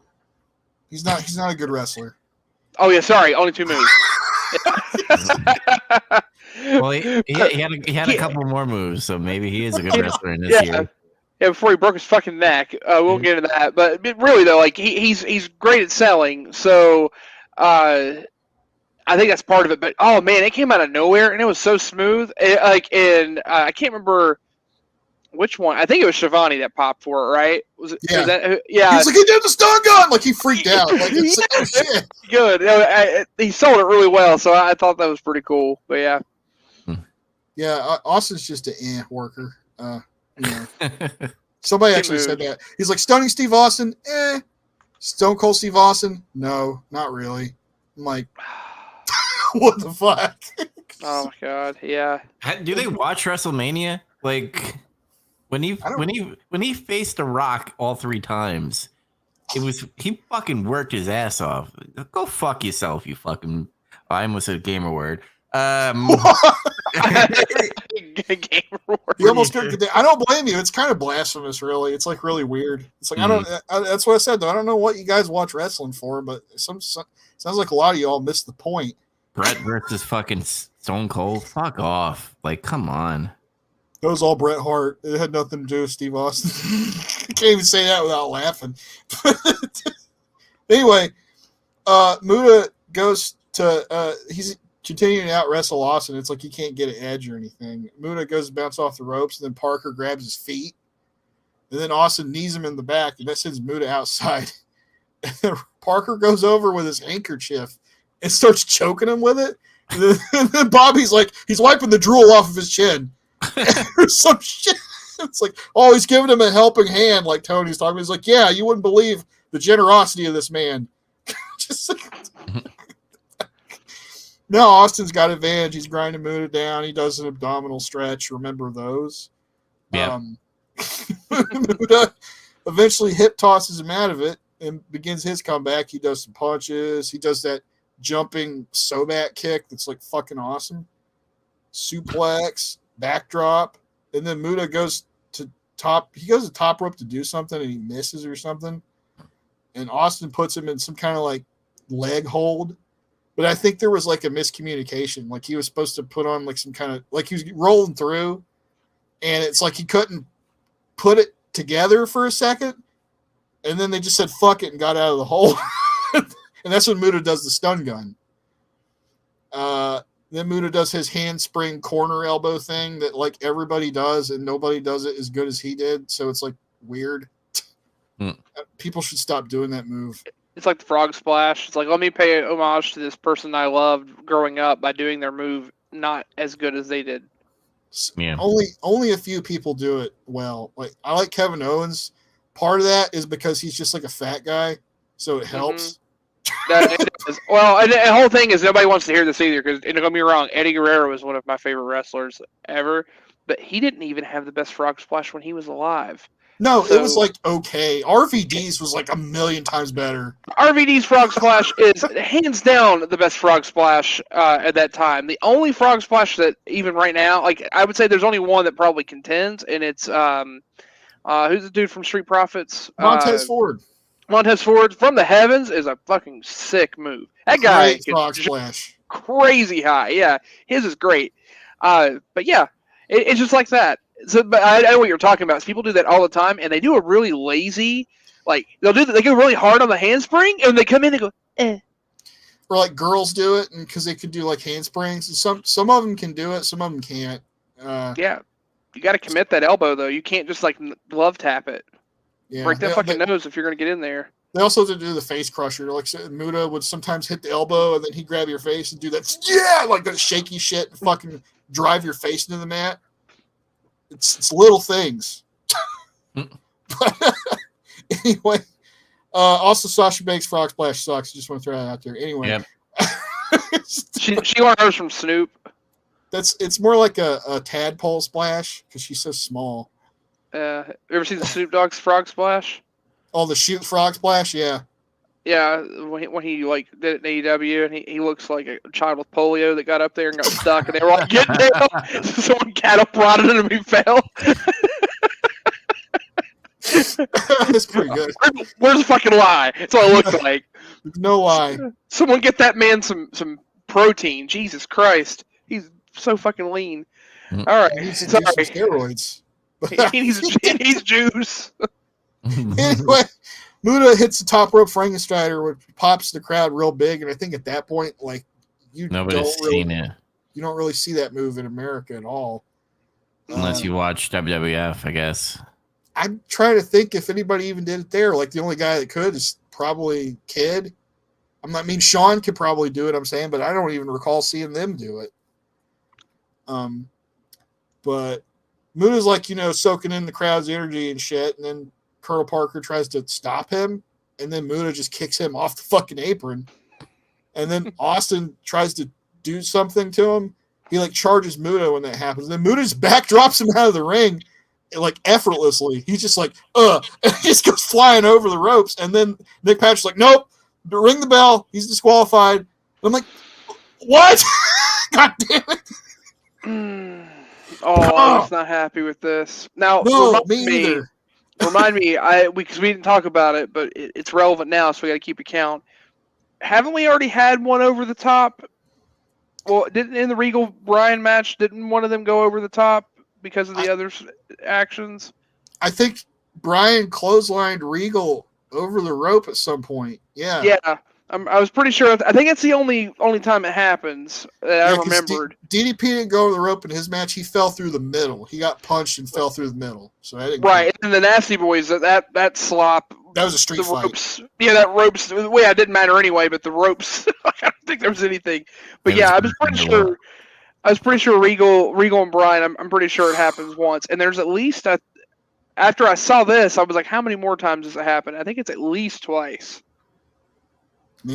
It's back to that, like they're trying to like protect the New Japan wrestler by not having a finish. Yeah, because remember Barry, what's his? I forget his last Barry name. Windham. Yeah, Windham. Sorry, I'm like blanking out and shit. But like when he had his match with Muta, like it was just a very blah match. It was like a safe match. And it wasn't anywhere near as good as this one was. Yeah, this one was a little bit better. But again, when it starts to get heat up and like shit's about to like get good, it just a shotgun fart to the wall. Yeah, like right there. Yeah, and like it goes from like being a 6.7 out of 10 match for me down to like a 6. Yeah, kind of a shit ending, but here's the thing, in a weird way, because of their relationship and everything, like I feel like this is the only kind of fucking thing they could have possibly come up with other than like a DQ because of bullshit, heel bullshit or something. I don't think Muta would have, like, I'm not sure about this. This is me speculating because I don't know how Muta conducted business, but I feel like he's kind of protective of himself a little bit. Because I've heard some stories about how he would do stuff when he was in America. He would kind of wonder about how he would end up looking in the finish or something, which I think any decent wrestler should worry about how they're portrayed. Yeah, no, it's a fair thing. I think the problem is, it's the quote JR. JR's always like, man, I gotta get my shit in. You gotta protect me. You gotta make me look good. Yeah, you can lose. That's the point. It's okay to lose. So like, it's okay to lose clean. Like if you have a really good match with someone and just lose clean, again, I know none of us are going to argue it at the moment, or we would all probably be in agreement with it. Again, we're all Bret Hart stands, but yeah, Bret Hart has lost plenty of matches. He's lost plenty of matches clean, right? And it's still hands down like he's probably the greatest wrestler ever, or at least one of them. He's definitely up there, right? The Rock lost a lot of matches too. He Yeah. actually lost more than he won big matches. Yeah, hell, again, not even saying necessarily he's like the greatest ever, but like you can't deny his actual prestige for titles and stuff. Triple H has a losing fucking WrestleMania record. No, Triple H is fucking he He only knows 4 moves. He only knows 4 moves, and he only wins all the time. Yeah, Reign of Terror. But like, but at this point, it's just like you can lose. You can lose, and you don't have to even have a bullshit way of losing. You can have a babyface just try their hardest and lose. It actually builds character because they tried and they just couldn't overcome it. So then they dust themselves off and figure it out and then come back.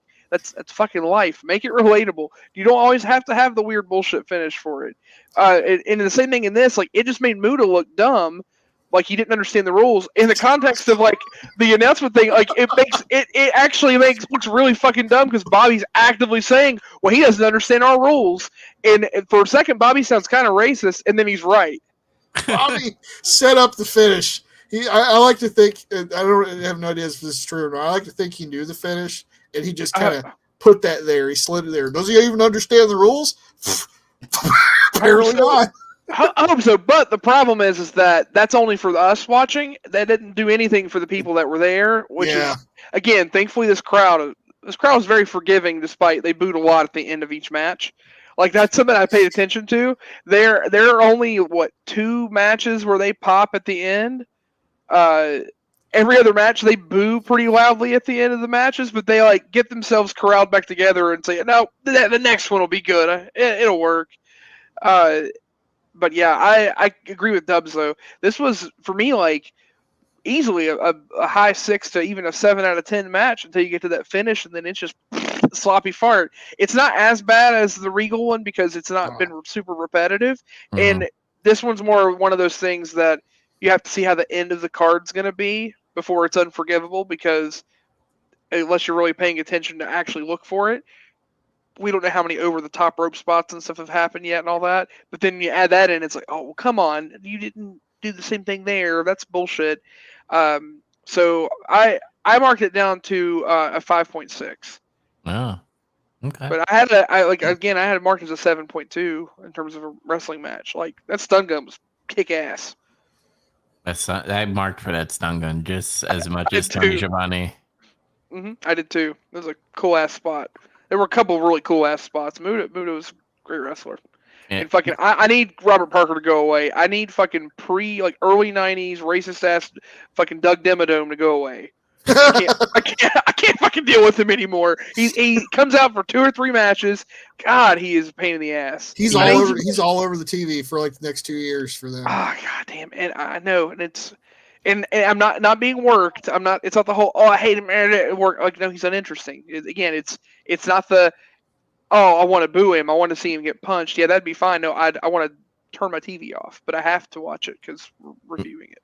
Yeah, I do this for posterity. I had a fucked up thing that he could have done which probably would have went on TV because knowing, 90s and racism sometimes. But it would be funny, like if that nuclear football, like he threatens Muda.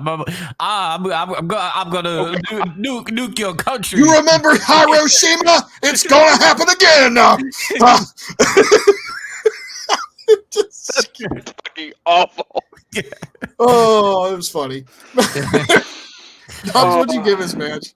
I gave it a 5 point. I gave it a 6 because it was a 6.7. Out of 10. Oh my god! Brought it down to a 6. Could you imagine that? He's like, "You see this, boy?" And he hits it with it and says, "One more bad step out of you, and I'm sending your ass back to the rice paddies." I'm sending you back to Hiroshima. God damn! I gave this a 6. Terrible. I gave this a 6 out of 10. I love Japan. It's okay. Yeah, I love Japan too. I do. Oh god. Oh, Oh, fucking terrible. Okay. Where are we at now? We're halfway through the card at least. That's good. And then we got a Raw to cover. Well, We're- we got Dustin's promo right now, right? yep. Jesse's back there with Dustin, and Dustin says he remembers what Bunkhouse Buck did to him. And they show a little clip where like apparently he beat his ass with a fucking trophy or something on Saturday night. I don't even know what the trophy was for. They didn't say. Yeah. But he's going to kick his tail harder than ever, and that the T in Texas is a lot different from the T in Tennessee. I don't know what the fuck that's supposed to mean. Is he saying he's got the people from Texas have higher T than people in Tennessee? Is he trying to say that their sweet tea is sweeter? They might be saying that Texas barbecue is better than Tennessee barbecue. I have no fucking idea. I don't know. It was weird, though. I don't know what he was trying to say. They both fuck their mothers. I don't know. So, up next, just what you ask? I don't even know. I wish he'd called him low budget cousin Eddie or something. That would be funny. I can't fucking deal with Bunkhouse Buck. What the fuck they come up with names sometimes? Like, it's like the name generation for WCW sometimes is like it's that crackhead that's out there like smoking rocks off the top of a Pepsi can. It's like Southern Fried Vince McMahon is like what it is. You get Ice Dagger and fucking shit like Michael McGillicuddy and Grayson Waller, and then in fucking WCW you get goddamn Bunkhouse Buck and fucking PN News. Like what the fuck? Shockmaster. The Shockmaster. Fair. We get some weird ass names. I guess that's just wrestling in general. I don't know. It's just wrestling sometimes. Why was that one guy called 911 ECW? He was just like some fat guy. Why was he called 911? What the fuck? Because one cheeseburger away from a heart attack. Yeah. I was about to say that he's gonna have a heart attack after eating a hamburger, and you know who to call, 911. And what are they trying to say? Oh, he beat your ass and then make you call him out? No, he's just a fat guy. Whatever. Nah. Anyway, Sting versus Rick Rude, champion, or WCW International Heavyweight Championship. The big gold belt. The big gold. Big Goldie. Then Rude comes out. He's getting ready to do his promo where he calls everybody fat and stupid in Chicago. But Harley Race comes out and he interrupts. And, like, I just want to also note, we don't have to see him walk to the ring and everything, like how, WWE would shoot that now. Mm-hmm. We just see him appear out of frame. Like, oh, okay. Oh yeah, that was weird. It was like fucking a wild Thurman Merman appears. Fucking, he just ninja'd in there with his fucking red sport coat and just took that shit. I was like, damn. I'm gonna put Harley Race over through this show. He tells them both though that Vader wants the winner of this match. And like he stands in the ring and tells them this, and then when Sting turns around, he goes to like attack him from behind, but Sting blocks him and he punches him a few times, and then he whips Harley across the ring like hard Irish whip, and Harley takes an over the turnbuckle flip bump to the outside. Yeah, that's the Harley Race bump. That's where Triple H gets that from. Yeah, he does it a little different, but yeah. I want to point this out. I wish more promotions did this, where the manager or someone of authority comes out and right when the title match is happening, being like, "I got next." Yeah, whoever's next, whoever wins is facing my guy. Yeah, I have a small gripe with it. Hear me out, Sure. minor. I actually do like it in all of its context, except less than half an hour before this happens, someone cut a promo and did the exact same thing. Johnny B. Bad. Yeah, so it's repetitive. That's the only problem I had with it. If it hadn't been for Johnny B. Bad cutting that, I'd have been like, oh, this is like that. That's actually really cool. So I still like the idea. Don't get me wrong. It's just that's just a WCW thing. It's like whenever they decide to do an idea, it's like neat. Well, let's run into the fucking ground in one event. We'll just do it 4 times or something in the same event. Sounds familiar. Yeah, it does sound familiar, doesn't it? Sounds very familiar. I will say this: it feels more threatening when you're in the ring with someone saying "I got next" compared to someone on a promo who's doing an interview with Jesse Ventura saying "I'm getting next." It also makes it more. True. It also makes it more entertaining when it's like a crazy old man who does an insane bump. Oh yeah, and he's also coming out there for his fucking gaijin of a beast invader. No, like, and actually, it's still even acceptable to a point because it's a babyface cutting a promo backstage. It's like, oh yeah, I'm feeling good, I'm hype, I want next on that US title, I'm ready, I'm a bad man. Yeah, where Harley Race is coming out and is like, no, he's not waiting. He wants the title. And to be fair, he was very recently, like within the last handful of months, he was recently the champion. So it's like it makes sense that he would be able to come and do that. It's not just some random asshole that's challenging, right? So like for those reasons, it's all great. It was just a little like, oh come on, really? You had to do both of those in the same, like within 30 minutes of each other? Like, damn it! It's like someone comes up with an idea in the back, and then someone else hears it and says, "Oh, that's a real good idea. We should do that too." And I was like, that's not how that works. Come up with your own ideas, you idiot. Plagiarism's real. It's possible. It's very possible from stuff. That shit I'm sure happens. Like, there's no way that doesn't. And like, and you know, like the politicking, because if you do it first, if you're the one earlier on the card, you don't look as bad as the person doing it after you because it's diminishing returns, right? Yep. So that's how you get them. That's a Hogan move right there. I got a question for you guys. No. Do you think that the next two matches they were running low on time because of the main event? I don't know, because I feel like I didn't feel like this match was rushed. Mm-mm. I think it ended the way it was supposed to. Okay. Yeah. This match didn't feel rushed. And then the other one thing you're talking about, I don't know if you wanted to give that any more time than one it had. I actually felt like it went a little long, to be honest. I even though I know what it was, but it's like didn't need much more of that. No, I don't think it felt too rushed. Okay. At least for me. I think they just wrestled a fast pace in this match was all. I felt like it was the intensity was there. Yeah. Everything but the chair shot, though. It's like every time I notice Rude has a match, like it's actually a big match, not just on TV or something, he wants to wrestle like a faster pace, except for those spots where he's getting heat, like he's just like putting the guy in the camel clutch, or he's like being an asshole. Other than that, everything else around it's always like a quicker pace. Anyway, Rude tries to attack Sting after that, but Sting's too smart and awesome for that, so he stops him. And he just backdrops Rude, a humongous backdrop, and he hasn't even gotten his robe off, so it's like the visual of this is just like amazing. Yes. Sting clotheslines Rude outside, and he goes to the floor, and he beats on him some more, and he shoves him back in the ring. And Rude's still in his robe, and he goes, "No!" He's reaching out, and he's just like, "No!" He doesn't want any more of this shit. He finally gets his robe off, and the bell rings. The Sting starts shooting Rude into the turnbuckles, and Rude's sellings again. It's like amazing. Like just the turnbuckle shot when he hits it, he goes, "Oh!" He like arches his back. Mm-hmm.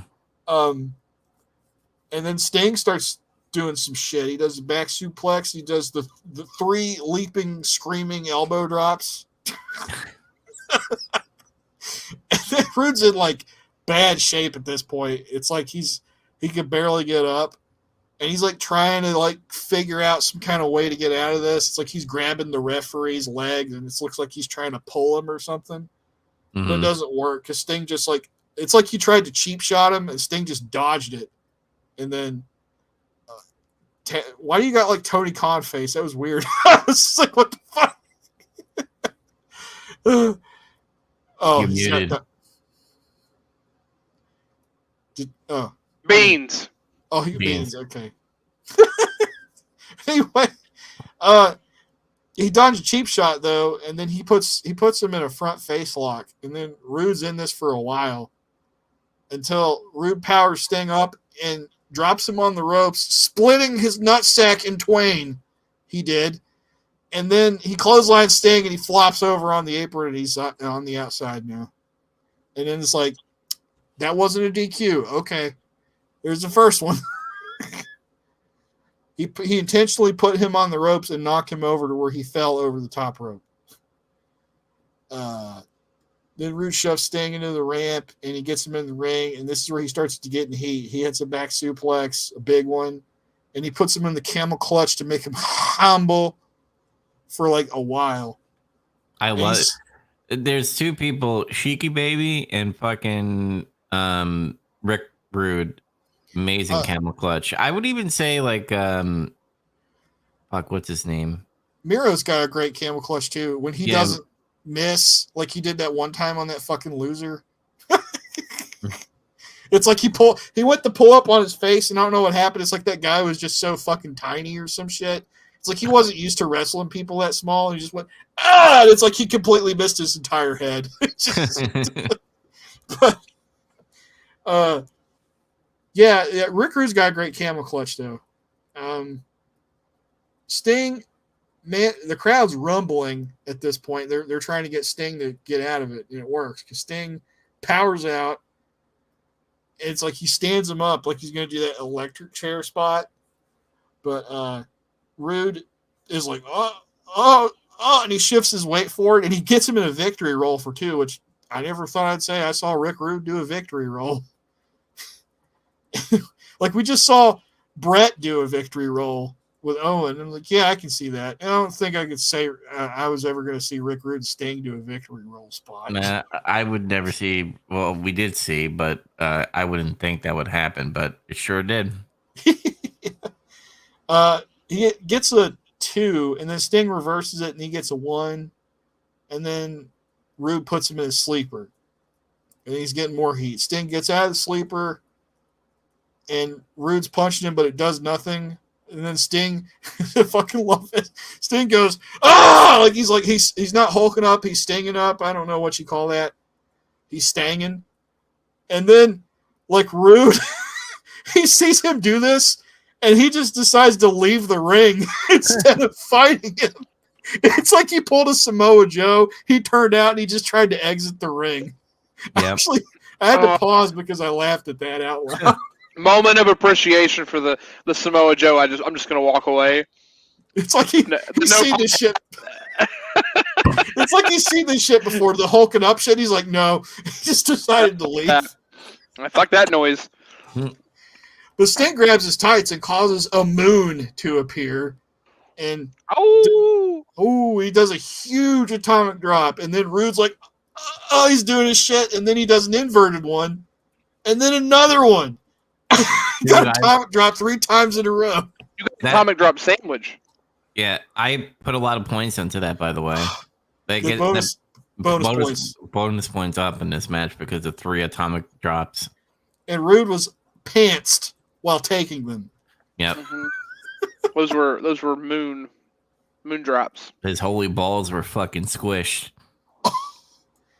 Sting shoots him off from the ropes and gives him a big enough backdrop that Rude actually does a front flip and lands on his feet almost. It was like, damn. And then Sting does the triple clotheslines, and then he whips Rude in the corner, and he collides with the ref, and then Sting does a stinger splash, so he sandwiched the referee and killed him. Yeah. It was a little strange. Yeah, it's like he acts like he didn't see him, but it's like you stood there, he watches it for a sec, like he's gauging, okay, I'm going to do the stinger splash, and he runs.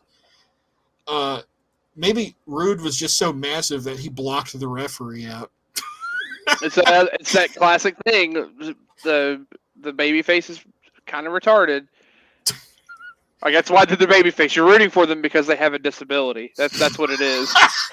That's why Eugene worked. The Hulk Hogan didn't have a disability. Oh, yeah, he did. What? I'm not really sure what it is yet. It might be white privilege, but I'm not sure. Damn, I don't know. Is that hot dog skin? It could be worse, brother. We could be reincarnated one day as black people. Oh shit! Yeah, that was a direct quote from the Hulk. Yeah, I remember. Yeah, that's things. He said some things. He also was it he just said this week about Bret Hart. He said Bret Hart was Bret just thought I sabotaged his career, and I don't know. He just thought he was like the best wrestler ever. Like, he didn't get to decide that. Vince did. You did sabotage his career. temporarily. Yeah. They took an entire year to undo what you did. Yeah, It's like 9. you derailed his career basically for about 8 months, 8 to 10 months or whatever. But you know what? If we didn't get that, we wouldn't get Bret Hart versus Owen Hart. Maybe not. Maybe. I don't know. I still feel like Bret still would have went to bat for Owen. Yeah, but would we get the same quality? Like, yeah, we know they're good wrestlers, but we wouldn't get that moment, in my opinion.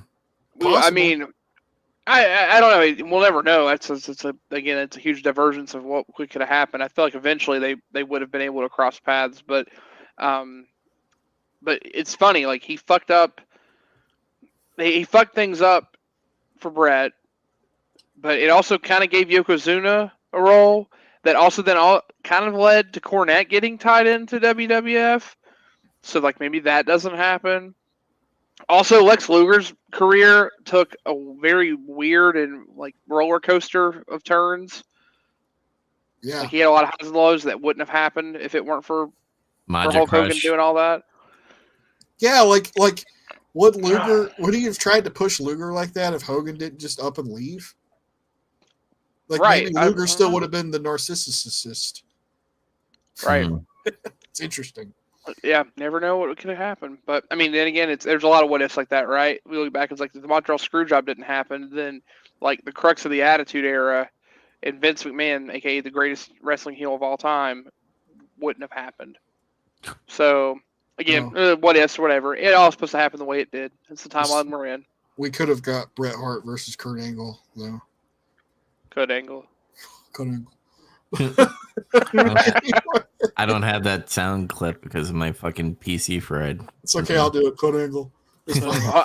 No, it's good. We'll just cover all bases. He's fat! Yeah, Sting killed the referee, and then Sting puts Rude in the Scorpion Deathlock, and then he sees the referee's laying there, and he's just like, hey, well, he's got him in the submission, and it's just that he's dead. He won't get up. So Harley Race comes out there to interfere, but he just takes another crazy bump for his troubles. Then Vader comes out to try to interfere, and then Sting just starts punching them both out, and the crowds start to lose their shit. I don't know what it is with like WCW crowds, but whenever Sting is put in a situation where he has to beat up 3 guys at once, people start losing their shit. Show you what, it's what happened. The placement of this was so fucking goofy, but I laughed so hard. I appreciated it. So Sting is here. Vader's here. He's facing Vader. He punches Vader. He turns around. He very quickly hits Harley Race, who like almost no sales of the hit. Harley like staggers over here like a crab walk next to him, but realizes that Sting's not going to turn back around to hit him again. And he like it's weird because he's right behind him, and he could stop him from hitting Vader again. So then Sting goes to turn around, and he goes.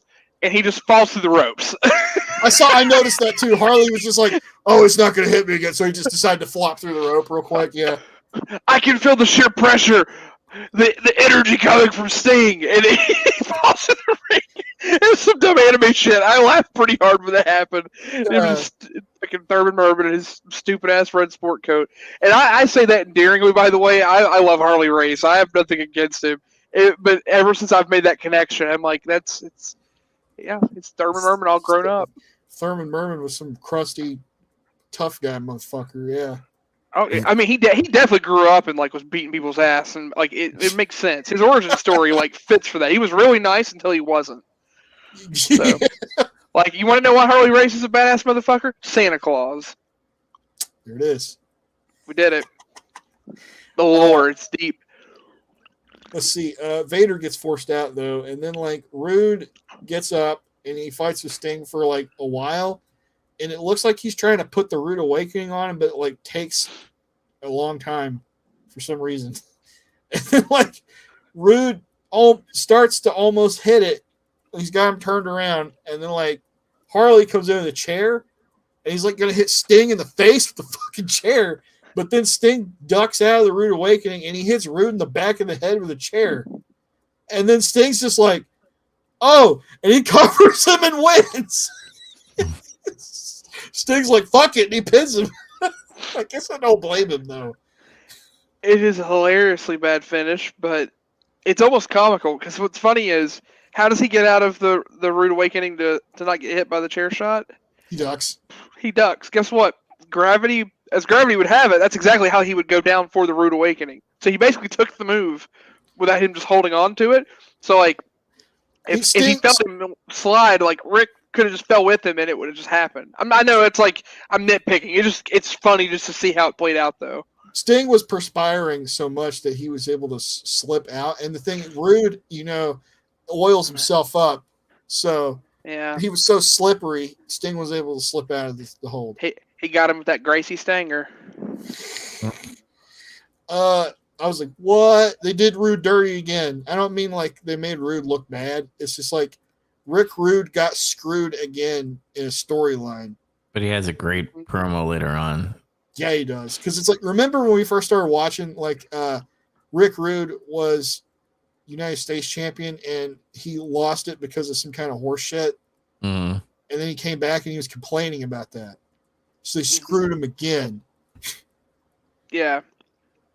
And at least they have a story it ties in, which is nice. Yeah. Kind of screwy finish, but it was a good and fun match. These guys work great together. I could just watch them wrestle a bunch of times and probably not get tired of it. So I give it a 7.5 out of 10. Okay. Yeah, I wish I got more. I guess that's why I was like, if they had more time, I would probably would have been fine with it. But maybe I had some time traveling meat and maybe I thought it was quick. But I give it a 7.2 out of 10.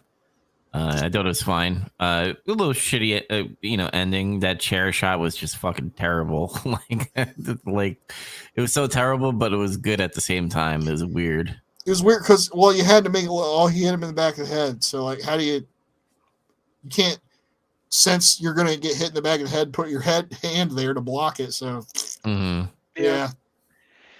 Yep. I think back what I said about wet diarrhea fart. Now I figured out what the actual stuff to finish, or how they figure out finishes. They just get a giant like Looney Tunes Acme box, and it's like an assortment of random things that backfire on the Wile E. Coyote. Like that's all it is. It's just a variety of different bullshit they just pull out of that damn box. But we've seen so many of them at this point. I just started laughing. Like this one was like bad, but in a way it was funny, so it was entertaining. So I don't know. I guess it's more forgiving.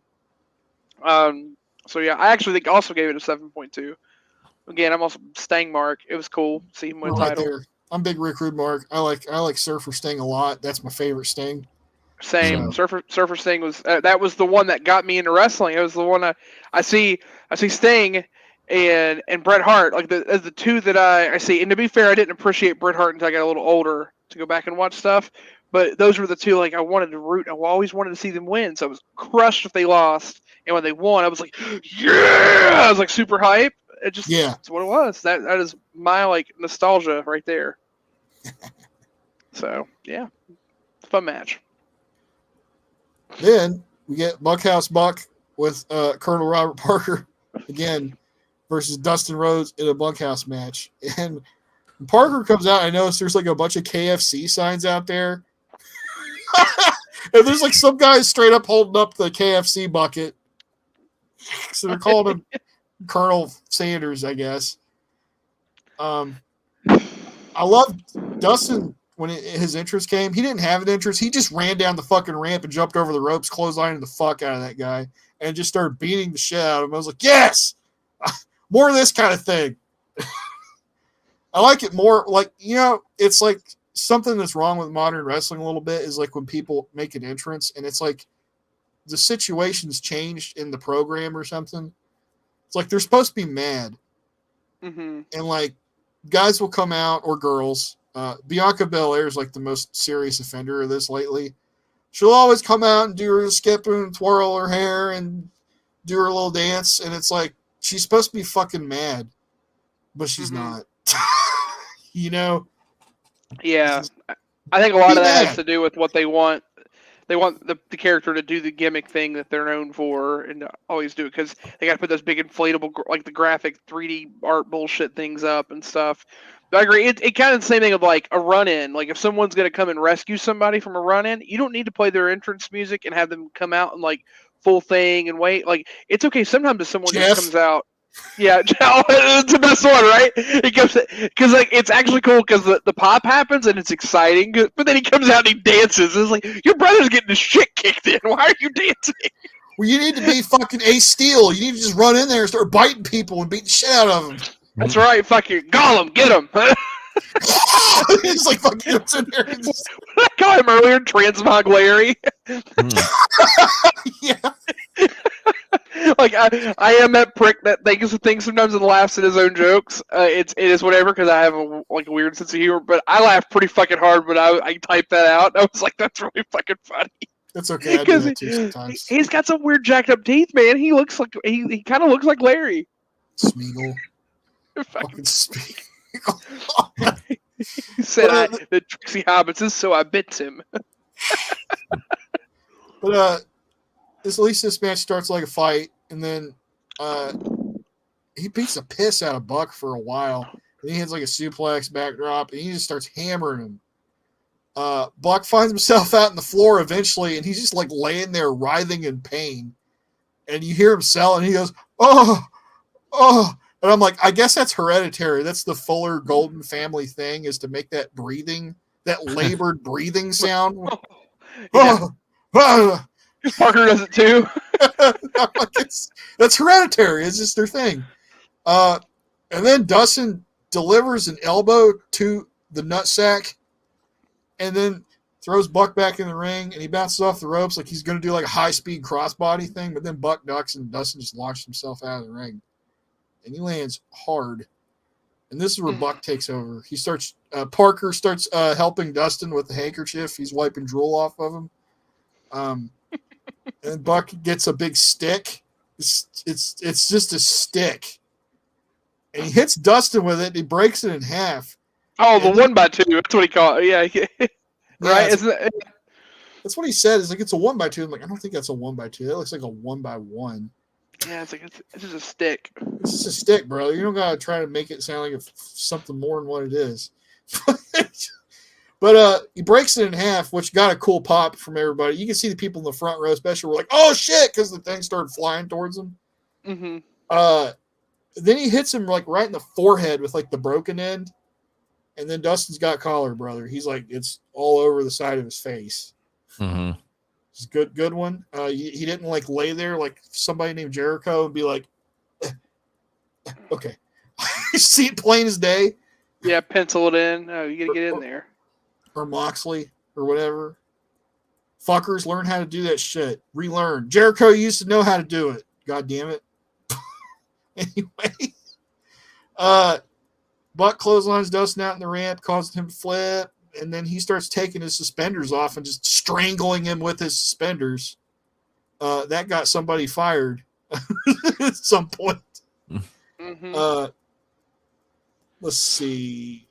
Dustin does... I love it when Dustin... He's like the only guy that kind of does this, I notice.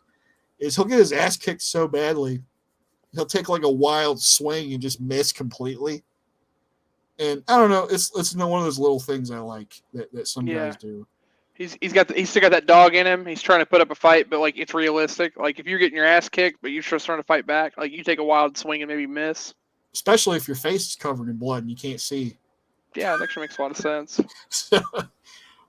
So Bunkhouse is stopping the shit out of him, working his knee. Dustin manages to get away, and then he reaches for something in his pants. And when Buck gets back in the ring, Dustin throws some kind of like powder in his face. And this is like buying him time to recover.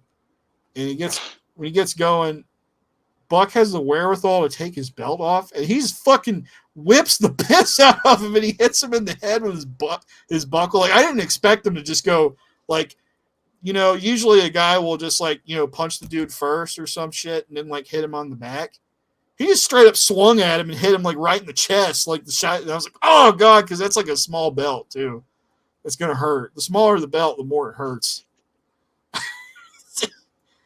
Then at this point, I kind of stopped writing more detailed notes because I kind of just was like having fun watching this because it was just a brawl. A good one though. Like, see, we had one earlier and it was like kind of shitty. This one was like more focused, and it was more violent than that shit was. What makes a bunkhouse? I'm confused. It's a Dusty idea, baby. See, Dusty came up with the bunkhouse brawl in the 80s, and what it was like he told some kind of story about how in Texas, Dad, we get mad in the bunkhouse, we just come in our street clothes and have a fight. And, you start yelling about having a fight or some shit. And the rules was you came in your street clothes, dressed as you were. You don't bring any, you're not coming in carrying weapons. It's whatever you have on your person is allowed. Mm. And that's why Dustin came out dressed in like jeans and knee pads and shit, because that's how Dusty would do it. Yeah. And that's why they would like reach into their fucking pockets and produce something. So it's kind of like you got in a real street fight, not like a street fight. Mm. Yeah. Dustin got his belt off, and that probably hurt more because he had like little buckle things on it. He hits the Bulldog. He didn't get the win though. Parker gave Buck some kind of like knucks or some shit, and he hit Dustin in the jaw, and he got 3. And I was like, I don't know about that finish. I know about that one, baby. Why'd they make it so like mysterious too? Like, there's no DQ, right?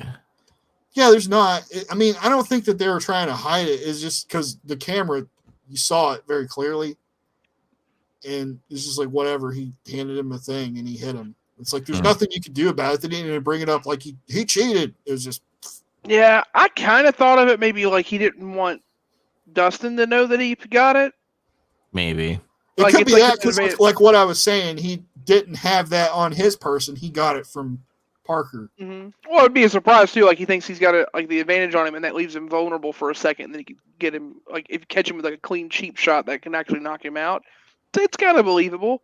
That's true. I like to me, I didn't think it was as bad. Like at least that type of finish is okay. It makes sense. This is the type of match where that could happen. Even if it was a clean, like regular match and you hit somebody with knucks, like I could buy that, and that's not so bad. It's not nearly as fucky as some of the other things. Oh well, my problem wasn't necessarily the way the finish itself.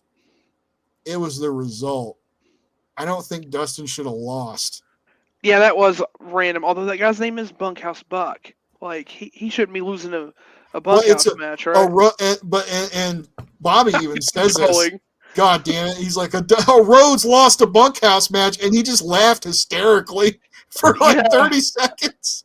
When he started laughing, I was like, "What the hell is he laughing about?" Because I was like, "Did he break character? Is something going on that I missed?" But he was laughing about the fact that Dustin lost a bunkhouse match. Whenever Dusty invented the match, the first time he won it, and then like at every Great American Bash or whatever the fuck, he had a bunkhouse match for like several years, and he'd win every single one.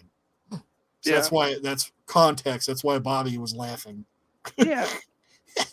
But I don't think Dustin should have lost this match though, because I thought this was good. It was a fun brawl, but I feel like Dustin's done nothing but lose all of his big matches since 1993. Mm-hmm. Yeah, it really feels like there's not a good reason for it. It's all that politicking. It's just like, and I don't have anything against Buck. I thought he did okay in this match, actually. He was kind of goofy backstage, but he held up his end of the bargain. But yeah, I don't understand why Dustin lost. It was just kind of like lame. Yeah, no, I agree with that. I gave it a 7.1 out of 10, though, despite that. Oh, you were a little high. I agree with you. We had 2 technically street fight matches. One was out of control. One was contained, which was this match. But my problem is you put 2 street fights in one pay-per-view where I watched that out of control chaos with the tag team, And now I'm watching this and I'm rolling my eyes, being like, another one. But I guess, yeah, there is that diminishing return effect a little bit. yeah, and after seeing Dustin lose again, it's like, what are you doing? Like he's getting attacked all the time, and he's never getting his revenge at all. He's just hard times, baby. He's going through some hard times for a while. Yeah. So I give this a 6.1 out of 10. I thought it was fine. I'm tired of seeing street fights. There should only be one street fight per pay-per-view, in my opinion. What are you going to do about ECW when we watch that more? That's different fucking. That's a whole new fed that's just based off of street fighting. Yeah, that's literally all just fat guys street fighting. Yeah, that's all it is. Now, I guess I kind of bring it together in the middle. I gave it a 6.7. I thought it was fun to watch. And I was actually surprised. I actually thought that Dustin was just gonna steamroll this guy. Me too. Because he's basically a jobber. That's what I thought. It's not the other reason why it's kind of weird the guy won. Because, again, his name is Bunkhouse Buck. It's like you made it up just for this match for him to lose it. It's like, that doesn't make any sense. That's what I thought. I'm like, this guy's going to fucking lose. And then it's like, nope, he won. I was like, no, what? Goddamn it. And then Dustin lost again, like I pointed out. I'm like, I'm actually going to bring this down to 6.8 a little bit. It's just initially when I got really into the violence of the match. Mm-hmm. But yeah, you keep going though. Oh, you're good. Yeah, you guys kind of covered all the stuff. I don't need to go over any other beats. It's a good match. Like Dustin, just like in general, it's not getting the love he deserves. Like they're really just beating hard on him, and God, he just gravitates toward that fucking planet that is Doug Dimmadome. But it is what it is. But yeah, it was fine. And again, the finish. I mean, at least to me, like that's it's sad, but that's actually the more understandable or reasonable finish of all the ones we've had so far, aside from the very first match, which was just a clean finish. All the other matches have all been all fucky for some reason or another. But what are you gonna do? It's WCW. We're back there, huh? We get Rick Rude going nuts, right? Yeah, next. That's next. Were you gonna say something about it? No, it's really funny because like he goes back there and he wants blood from fucking Harley Race, dude. Like, dude, he's like mad. Like if I had to choose like the Mr. Perfect and Lex Luger thing compared to Rick Rude and Harley Race, I'd choose fucking Rick Rude and Harley Race as more believable than what we saw at WrestleMania 10. They sold you a match that you know is not going to happen. Yeah. Yeah, but at the same time though, like that's a little harsh to compare the two, just because Perfect was the ref. Yeah. I mean, was the ref in there. Well, they still had a messed up situation where it cost him the match. So. Oh, sure. And it was like an accident, and like, no, I understand what you're saying. Like, it's still like, and actually, no, I agree. I would definitely rather have this. Like, the other thing was bullshit, but they're kind of apples and oranges. Like, that would be like if Harley Race was the special guest referee, and he was like, "No, I got you. I might help you," and then he like screwed it all up, and then still like decided to count and give it 3 count with Sting, which would make no sense. That would be dumb, but. But no, I agree. I would much rather have that, but I like that. He gets back there and he's bleeding from his nose, and he's like, ah, and then he starts talking shit to Vader, and they have to all separate him. I did find it weird that, you know, they're doing that classic thing where, like, okay, they're in the heel locker room, so the heels are the ones separating them, and I'm looking at the Nasty Boys trying to help, and I'm like, why the fuck do the Nasty Boys care if Rick Rude and Vader beat each other up? Shouldn't they just be back there getting crusty? That's what I'm saying. Like I wrote that, like the heel locker room came together to keep them separated. I'm like, damn, because this is like superpowers colliding. It would just upset the balance of power in the locker room. That's why. I can just see him back there, and I was like, no, we have to stop him. The space-time continuum. Yeah, exactly. Also, shout out to Sags for being wearing nothing but a towel When he, Well, when no, he had, interfered. he had tidy whities under it. Oh, But it was still. so funny. Yeah, it was funny. it was still funny. Like, damn, he's got on camera like that. Okay. But anyway, up next is Big Boss. I'm not calling him the boss. It's Big Boss Man. Versus Big Van Vader, formerly known as Big Van Vader. Now he's just Vader, with Harley Race in a gigantic grudge match. And I'm like, what is a gigantic grudge match? Is it just because these guys are huge? That's why. Well, Fat. it's because of the steel cage thing where he locked him up and then he broke out and hit him with the nightstick and stuff. So I guess that's the story that they're going on. I know, but Yeah, he's like it's a grudge match over police brutality, which ends in the policeman defending himself, but then being called out for too much brutality, and his commissioner takes his badge and gun. Mm-hmm. also, it's just that they put so much emphasis on calling it a gigantic grudge match instead of just saying it was weird. I don't know. But Vader doesn't even get to finish his entrance, and Boss Man's hitting him. He's punching him. And then it's like, that's what a lot of this match is just them hitting each other in the fucking face. And then Harley tries to, like, help. He, like, tries to hold Boss Man in place so Vader can, like, do the body block thing where he just fucking engulfs some motherfucker. But like, Boss Man ducks and he hits Harley with it, and Harley fucking takes another crazy-ass bump and flies off the ramp. He should have got a bonus for this show or some shit. But He bumped his ass off. Yeah. he did for real. He gets more later. Mm-hmm. They fight some more. Vader takes over, and this is impressive. Vader picks up Boss Man like he doesn't weigh fucking anything and just slams him over the fucking rope into the ring. How strong is this guy for real? Like, seriously. And then Vader gets like a running start. Like, he goes all the way back on the ramp and he starts running. And I'm like, is he going to jump over the rope? And he does, but he kind of almost didn't make it. His feet got caught on the rope and he kind of landed on Boss Man's legs. And they try to say, Boss Man got his knees up. I'm like, no, Vader just landed awkwardly.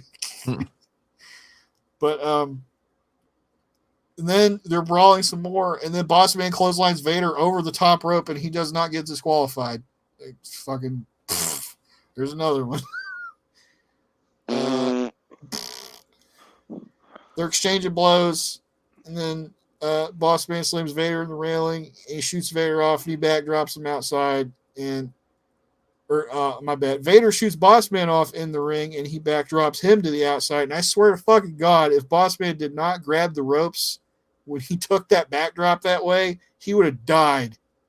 He would have landed on his fucking head out on the floor and died. Yep. He saw the light, didn't he? It was scary. This match is just two big slabs of beef hammering each other. That's all this is. It's all it is. Just a fucking porterhouse and a rack of ribs, just fucking going at it. It's like in the slaughterhouse, just the cow, just what's the remains of the cows. Somebody walked by, like, got pissed and and they're like smacking into each other. Yeah, that's what's going on here. Except one of them's going, "Who's the man? I'm the man. Who's the man?" And the other guy's got the other slab of beef has like a badge on it. Mm-hmm. Some point, Vader's bleeding out of his eye for some reason. I don't even know how that happened. And they're hitting like stiff fucking clotheslines. Every time you hear him clothesline, you hear that smack. It's like, damn. And then Boss Man goes for like, I think he was trying to do a superplex, but I think he slipped. And it turned into an avalanche DDT. Fucking rough. So like Vader almost died too.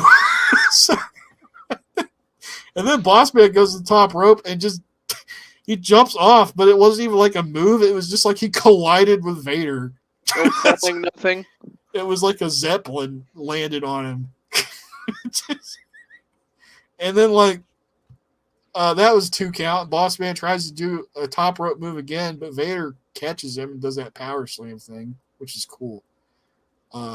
Vader hits Vader bomb for 2, and then he says, fuck it. And he goes and he does the moonsault and gets 3. It's still impressive he can do a moonsault. And that should just end a match. I don't give a fuck who you are. If Vader does that, motherfucker, 450-pound dude does a moonsault, you should just be dead. And he killed him.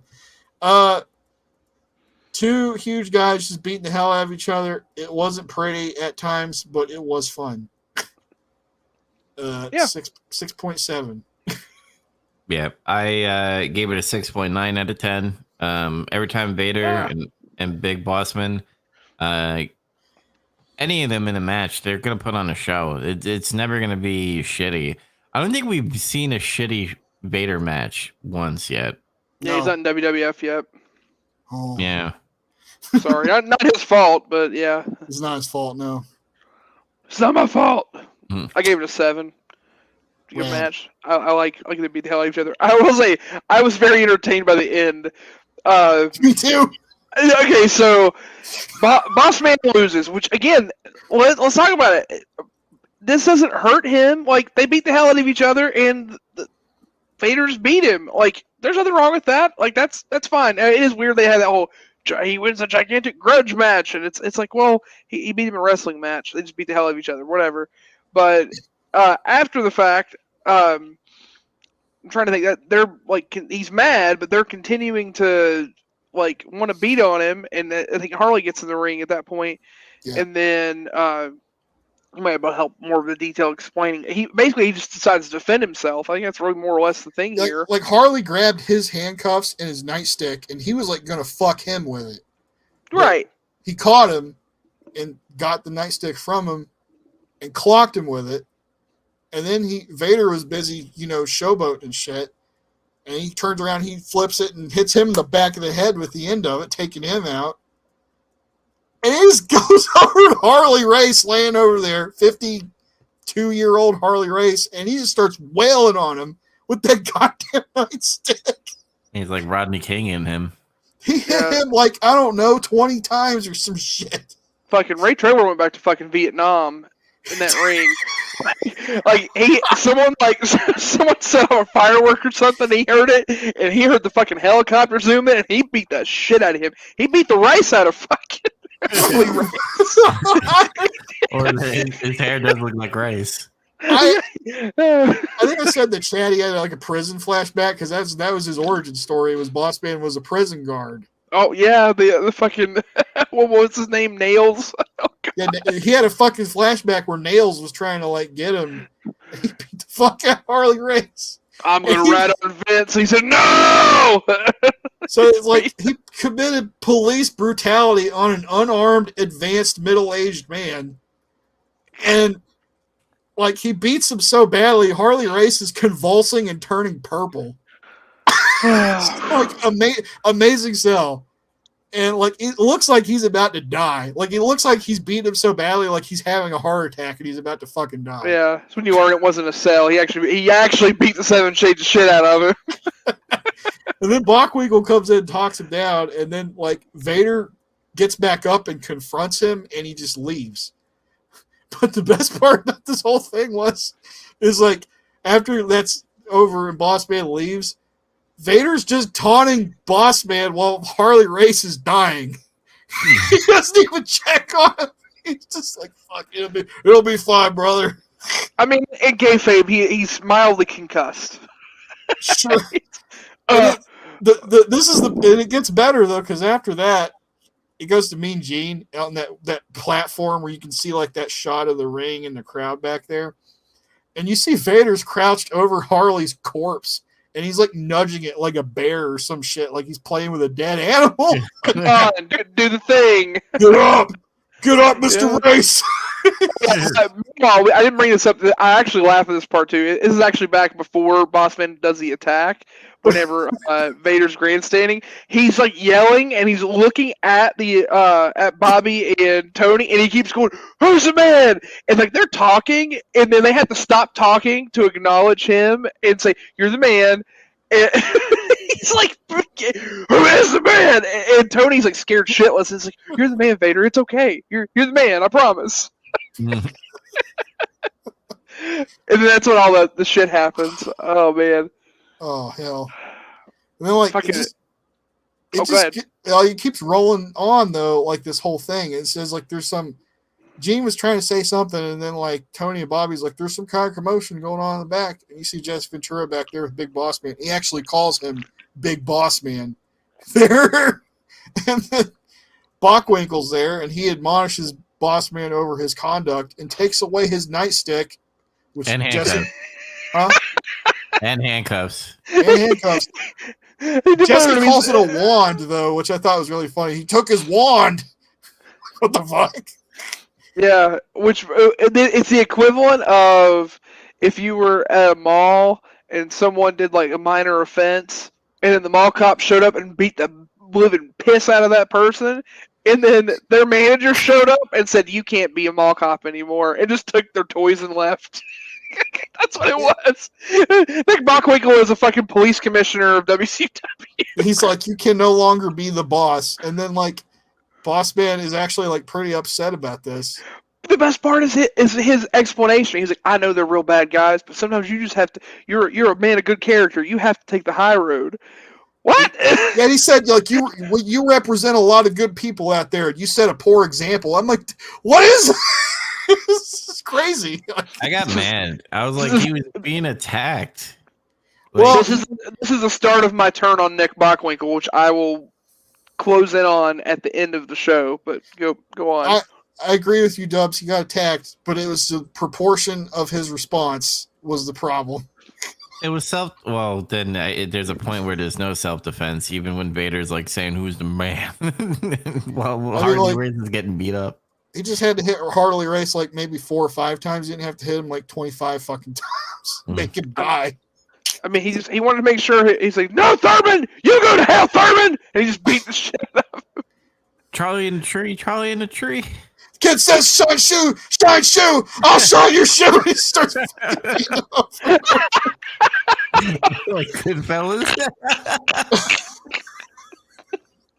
Some first blood shit there. Oh man, that's who drew first blood?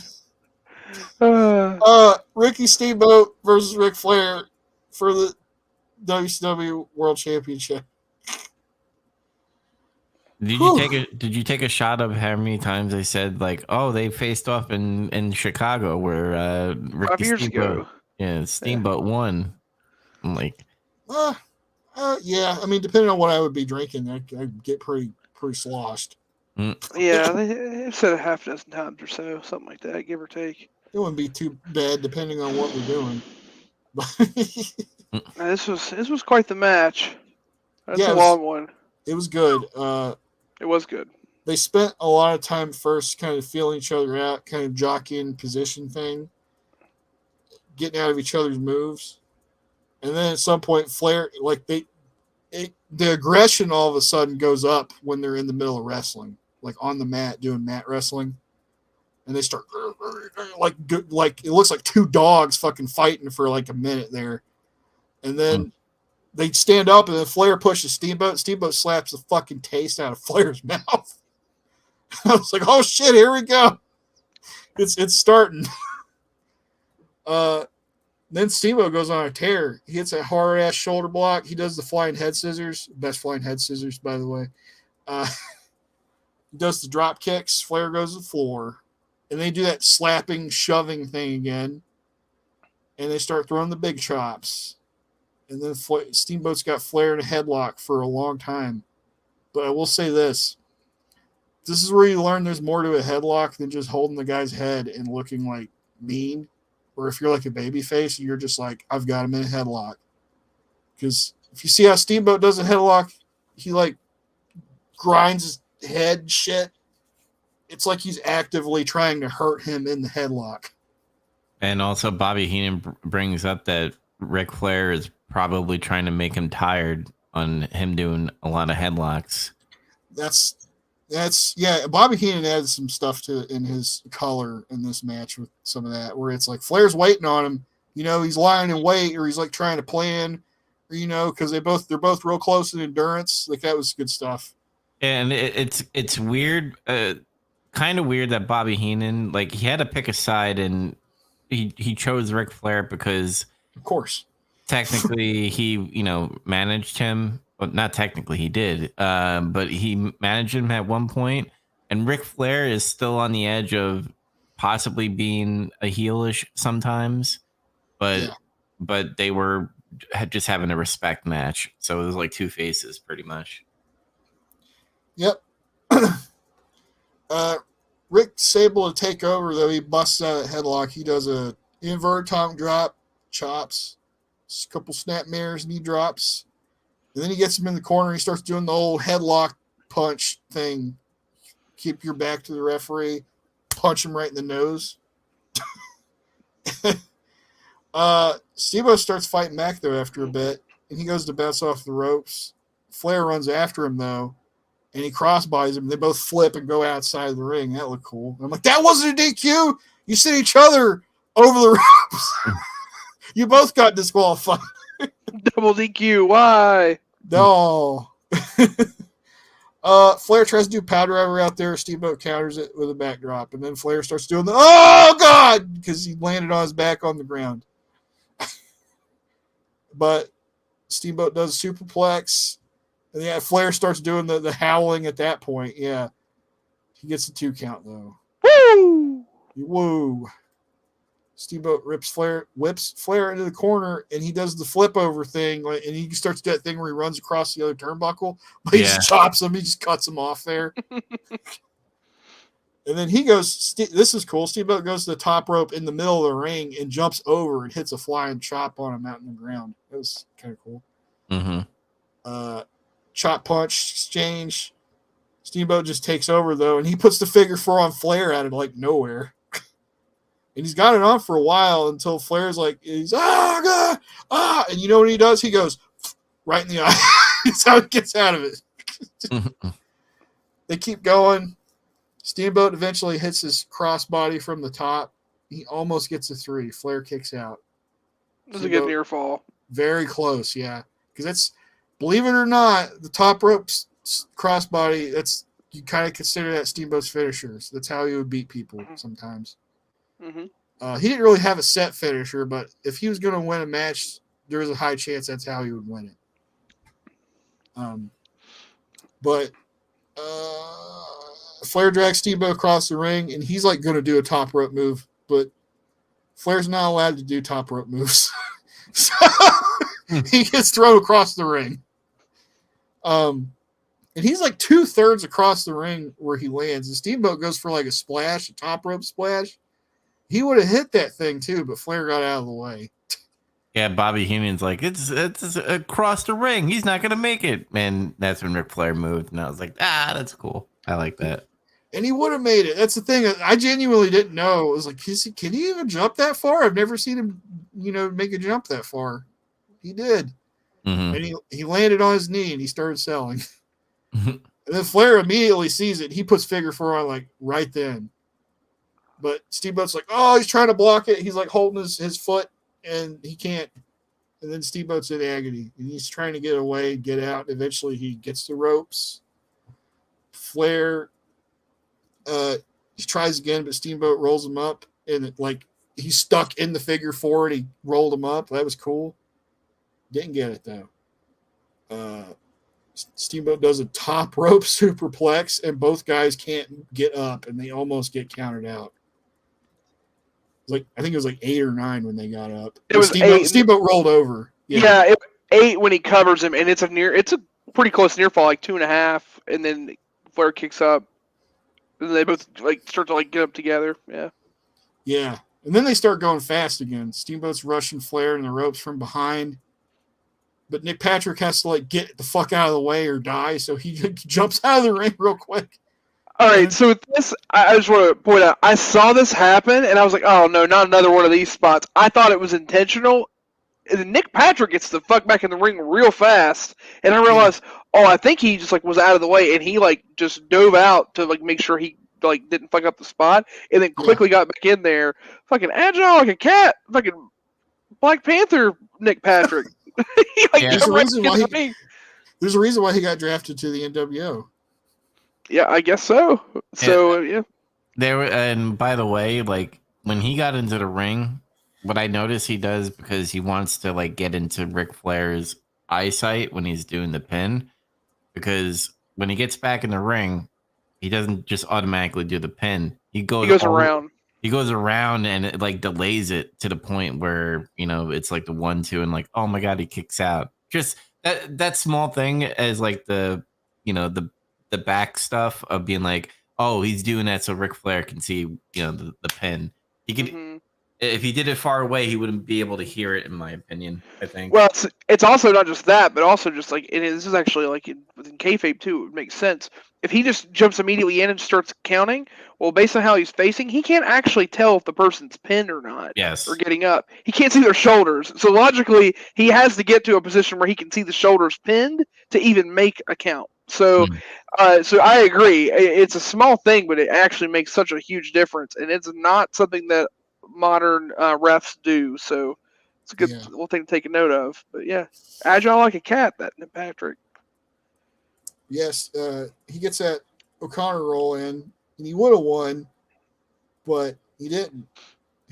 That little bit gave Flair the extra time to escape. It just so happened to end up that way. That was cool. And then they get up. Steamboat puts Flair in the double chicken wing thing, and then Tony reminds us that's how Steamboat beat him in Chicago 5 years ago, which that was what happened. And it's quite the move to win with. Yeah, after a minute though of holding him, it's like Steamboat kind of falls back and he bridges him like he's gonna pin him, and then the ref counts 3, and it's like at first it looks like Steamboat won, but both guys' shoulders were pinned to the mat. You realize. And another referee comes out and they start debating. And then Bockwinkel gets in and they're talking it over. And Nick Patrick says, both men's shoulders are on the mat. I had to count it. It's a draw. And he's right. It's a draw. Flair retains because of that. Steamboat's mad. But them's the breaks, brother. My gripe with it, I agree with the draw goes to the champion. But like they had to add the Bockwinkel part where he's talking to Bobby and Shivani, and he's like, you know, blah blah blah blah. That's why I gave the belt to Ric Flair, but I'm gonna go talk to the board. And then they start like talking about like, well, then the titles could change if the board finds something different. Like, let's say if they sway towards Ricky Steamboat, then he could be the winner. I'm like, oh, I hope this is not some fucky stupid bullshit, but probably it's going to stay on Ric Flair, and we're probably going to get another match, probably. That's what I think. I doubt anything really comes of that. So, yeah. What do you think about the match? Well, I was gonna if we want to review the match before I get into my next Bockwinkel tirade. Oh, because I have things to say, but about the ending of it, but. I thought it was great, honestly. It was really good. The finish deflated it a little bit. That's a theme. Yeah, but even then, like, I know there's like, it still didn't bother me that much because I don't mind draws that bad. I kind of wish there would be some more draws now. But the people shy away from that, and fucking AEW hates draws, and they hate continuing an issue for some reason. I don't know why. They'll start something and then one match will happen and then that's the end of it. It's over. This is set up to where you could continue it. I don't know if they will or not. I'm not sure. But I thought it was a good match though. I gave it 8.9 out of 10. Oh damn, you way up there. It was great. It was just great. It was Steamboat and Flair. I mean, you're right. It was great. I guess I'm probably holding back more because of how it finished, but I have my reasons for that. But I want to wait to the end. I deducted points because of it, because there's like a bit of a diminishing. I would have rated it higher if it wasn't for that. Well, and I did this for a lot of matches in this. I did the before and after, like what I would have given the match if it just had a different ending versus the deduction for what it had. But Dubs, what did you think of it? I thought it was great until the ending. And I would have. Here's what I would have done. I wouldn't mind if they did the draw and left Bockwinkel out, and I would have been like, fine, okay. It's a screwy finish, but at least it's going to continue the story. But now they're like, it's like try hard too much, where like they have to explain why the referee did that. We know what it did. We saw it with our own eyes that both shoulders from both competitors were on the mat and they both got pinned. And we know that a draw is going to be going to the champion. We did not need Bockwinkel to give us this fucking stupid thing about going to the board. Because, Yeah.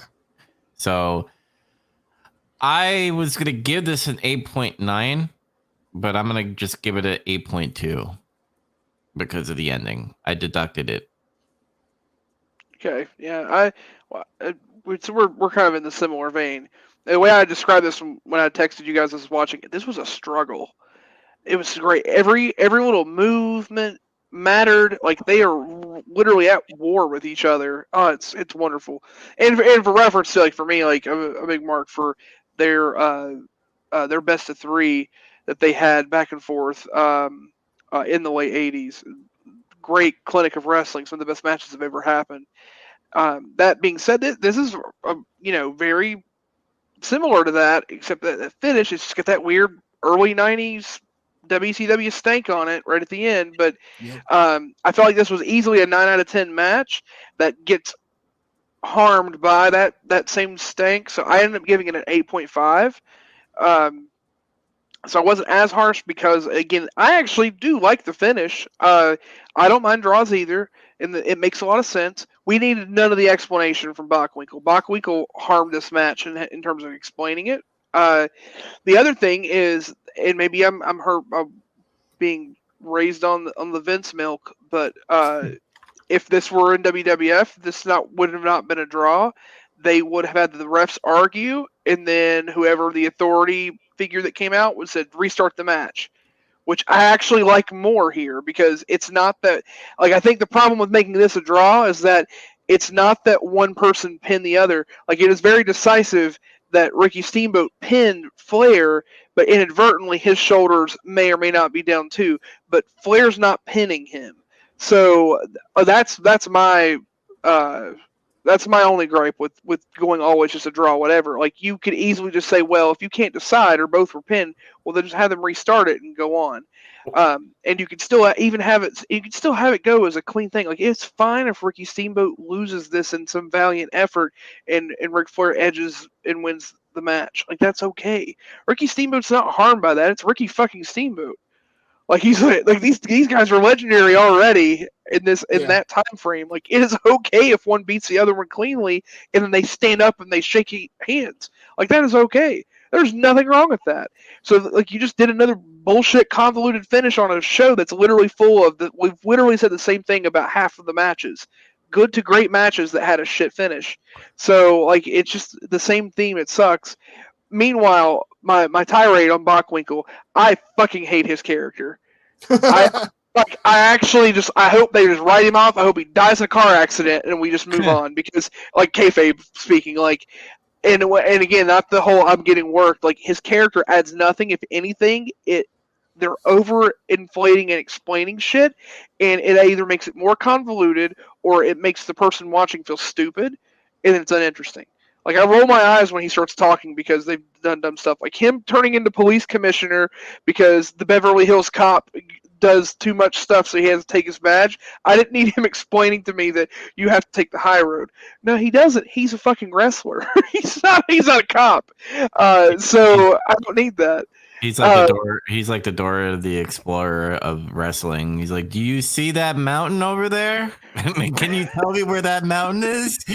Yeah. Thankfully, Bobby Heenan helped salvage something at the very end of this when he gets on his rant at the very end. I don't know if you guys watched it or not, but they're like, "Well, I don't know what's happening here. I'm a little confused." And then Tony's like, "Well, I guess we'll hear about what the board has to say on next Saturday night." And Bobby's like, "No, that's stupid. I want to know what happens right now. We need to know now. If you're letting Flair go with it, he just keeps it. Like, this can be decided now. They can either wrestle and finish it out, or we can just make a decision. You don't need to wait for some board to agree, because we can't move on from this. My adrenaline's here now. The fans deserve to know." He's just saying what we actually are thinking. Like, that's actually the truth, and people were frustrated and they're booing and stuff. again, we don't need Bockwinkel. Bockwinkel did the Mr. Perfect thing. He gave some bullshit explanation I didn't need that made it look even more stupid. Like, we don't need that. Now, if they wanted, like, if they wanted the drama part of it, where Bockwinkel is doing this board thing, now hear me out. It's probably going to sound stupid because all night we're getting these like outlandish endings and stuff. And pretty sure if you did this at the main event, I'm pretty sure the fans would be going away booing. But let's just say, they had the double pin, right? Bockwinkel gets in the ring talking to the referees. He gets onto the microphone. He has the title in his hand. He says, "There's a situation here that I have to go talk to the board. There is no winner here." That makes a little more sense as far as like I need to go to the board and find out what's going on instead of just being like, I'm gonna go award a person the match, but I still need to talk to the board, so they might take the belt away from Ric Flair. It just sounds so stupid. Yeah, you know what the irony of all this is? All of our joking and memeing on Dusty, this should have been a Dusty finish. Yeah. What should have happened is this finish, and I'll back it. I'm writing it, and this would have made money, and it would have been better, and I'll stick to that. Steamboat was declared the winner. The other ref comes out immediately and says, "No, Steamboat's shoulders were down too." It's early 90s. They have that whole instant replay or whatever they want to say. The other guy watched it or saw it, and they argue. And he says, no, Steamboat's shoulders were down. And that person specifically was in a position they couldn't see Flair's shoulders being down. So to them, Flair wins. So they argue. You have each ref arguing about it. The authority figure says, okay, we can't decide it. Restart the match. And then you finish it, and the other person originally that didn't win is the one that wins. That is the literal Dusty finish. That's what should have happened. Yeah. That would have been the best way to finish that. And you could have walked up clean. Match. Yeah, exactly. It would have been perfect because then you get the crowd all hyped because they're like all confused and they're like, yeah, start it over. And then you get them going again and they get like this few minutes to catch their breath. They get a bit of fast pace, and you can even have it in a way where they're going super fast. And then because Ricky Steamboat relies on his finisher being wrestling, that's what his finisher is. That's what he said in an interview once. Someone asked him, what's your finishing move? Wrestling. I wrestle. That's great. Which is fucking great. So he's like trying to get over it on him, and he like does a victory roll or a schoolboy, or he tries to do something. They're switching back and forth with pins, and Flair just gets the better of him and gets him to turn over and kind of uses his momentum against him because he's going a little too fast, and he pins him and wins. Oh. And then they get up and they shake hands. How is that not like the perfect fucking ending? Like, or if you want to play on Ric Flair being a dirty player like he usually is, he does a fucking low blow and gets the win. You could, right? You could do that if you want him to go heel, but like prior to them wrestling here, like Flair's like still in that spot where he's looked at like he's like the journeyman. He is that experienced general that is leading the troop, so to speak, as the champion of the company, and he's been there, and everyone loves him. And yeah, he's been a dirty player before, but he's right now he's showing like his experience kind of shines over everything else. He doesn't have to he can have a clean win. He can still be the hero, and it's a perfect example of how two guys can wrestle, and neither have to be a heel. They have a good match, and one wins over the other, and nobody's hurt. Yeah, like, I'm just saying, like, you could fall back on Ric Flair being a heel because on the back of his mind, he lost in Chicago to Ricky Steamboat, and he doesn't want to be embarrassed again. So, like, you could always do that where again, this is going into what if territory. Like Bockwinkel, like since you have such a fucking big hatred for him, you could have been like, corporation, like Ric Flair Corporation with Bockwinkel, Right. No, I understand. Well, and it's all about too, like longer term, like where are you going next? Because again, if thinking of it in terms of destinations or stops of like how longer term booking happens, and unless you have someone who you're going to have to face multiple times, if you have a challenger in a certain position and you know that person's going to move on because the end game is they lose to another person and you're building up to that person's a pit stop. So is the goal for Flair to lose the title to Vader? Is the goal or to another heel? Or is the goal for him to lose it to Hogan, who's going to be coming, who will be maybe a face? and that would dictate which route you go, right? Because then you Hmm. could go face or heel. But either way, the point is that this entire card it lives and dies on that whole thing of, oh well, if we just cleanly let a finish happen and someone loses, they'll look bad. So let's come up with bullshit to make everyone look bad and it be confusing so nobody gets hurt. And that's all this is. This is that whole thing of everyone backstage saying, "Well, I don't want to take a pin. Well, I don't want to take a pin." Stop being a pussy. Just put your fucking shoulders down and get pinned 3. It's okay. You can lose. Like it's perfectly fine. Guess what? Like teams lose in their sports. Like the greatest championship teams of all time, they lose. The Bulls in Golden State. You know, again, it's actually hilarious. Golden State, whenever they had their season where they won over 70 games, they ended up not even winning the championship that year. But the Bulls, whenever they got their 70 wins, they win the championship. Guess what? They lost games. You can lose. It's okay. And that's the whole point. It actually is more believable when they lose because, again, it's a reflection of what we do Adversity. too. It's adversity. You got to overcome it. It's a hurdle. It's a challenge. And that is just lost right now because everyone's way too busy about how they'll look or that image. I don't know where that's coming from. It's politicking. Like these men, which we all know, every man in wrestling has some type of ego, some bigger than others, and that really sucks when you have like people like Hogan who has a big ego, Ric Flair who has a big ego. Sure, but hear me out though. It's not even it's way beyond that though now. It's to the point that we are all brainwashed to a point. Like we're poisoned with that because we've been watching for so many years where we've had the same thing. Think about what happened. Just hear me out on it. Think about what happened whenever Punk got hurt and Punk and Moxley face each other and Moxley beat him randomly in 3 minutes. And we're like, oh shit. And then he had the whole thing where he did like the Rocky comeback and then like won. Again, take the context of like the all out stuff that happened, like whatever. Like that actually on paper is a really good idea of someone coming back from an injury and thinking, oh no, I'll get my title back really easily. Like I'm at the top of my game. And then they just get dog stomped because they weren't ready. But then now they have the chance to actually build themselves back up because their confidence is shot. Someone else is helping them get back. It's literally the story of Rocky 3, which is a fantastic fucking movie. Like it actually on paper is a good idea, but we are so ingrained to think, oh, well, you can't lose in front of someone. You can't just be pinned or beaten because you look really bad because you got to stay over.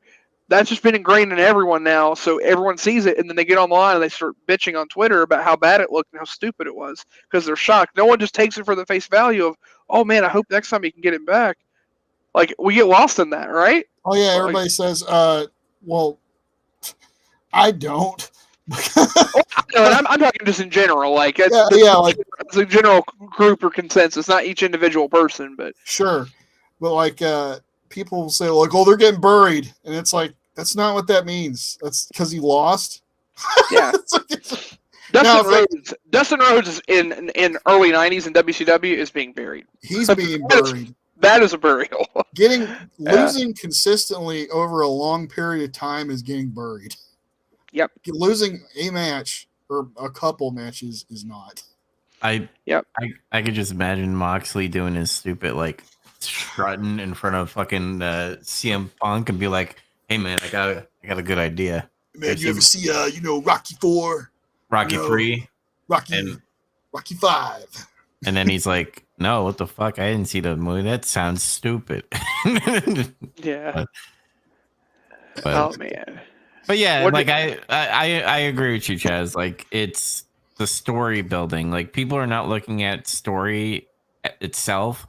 They are programmed based off of a system. If someone loses within less than a minute, that it's buried and it's a shit match and all that stuff, rather than looking at the long-term booking into what they're trying to show you. Like wrestling in itself is, and sorry, I'm in that perfect zen of Adderall, caffeine, and alcohol coming off of being a little drunk before we started. But just gotta say it, wrestling is so unique, and this is why I love it so much. It looks like a sport, but it is more theater than it is sport. It really is. It is more classic, like your Roman theater or play, in the sense that everything can be an element of a story, what you're watching. And the more they tie into that and the more believable it is, the more you buy into it, the better it is. But it's emulated as a sport too. The problem is that gets lost in that shuffle is, There's and never a it's, balance. It's funny because in AEW, they tried to you remember like the big thing is like, oh, it's going to be more of a sport. There's going to be standings and stuff. And then like literally after a couple of months, that shit just faded out. And then they just focused on these feuds and story and stuff.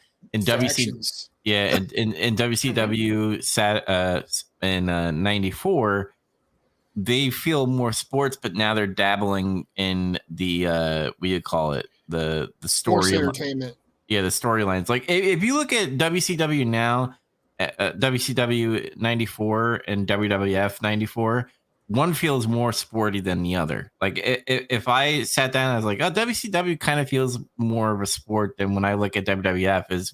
It's all wacky, and they in between, like when the commentating is a big thing. Tony Schiavone and Bobby Heenan, even though Bobby Heenan does all his jokes, they still talk like it's a match is going on. You go on to Raw, and now I know it's a bad example because one's a pay-per-view and one is not a pay-per-view.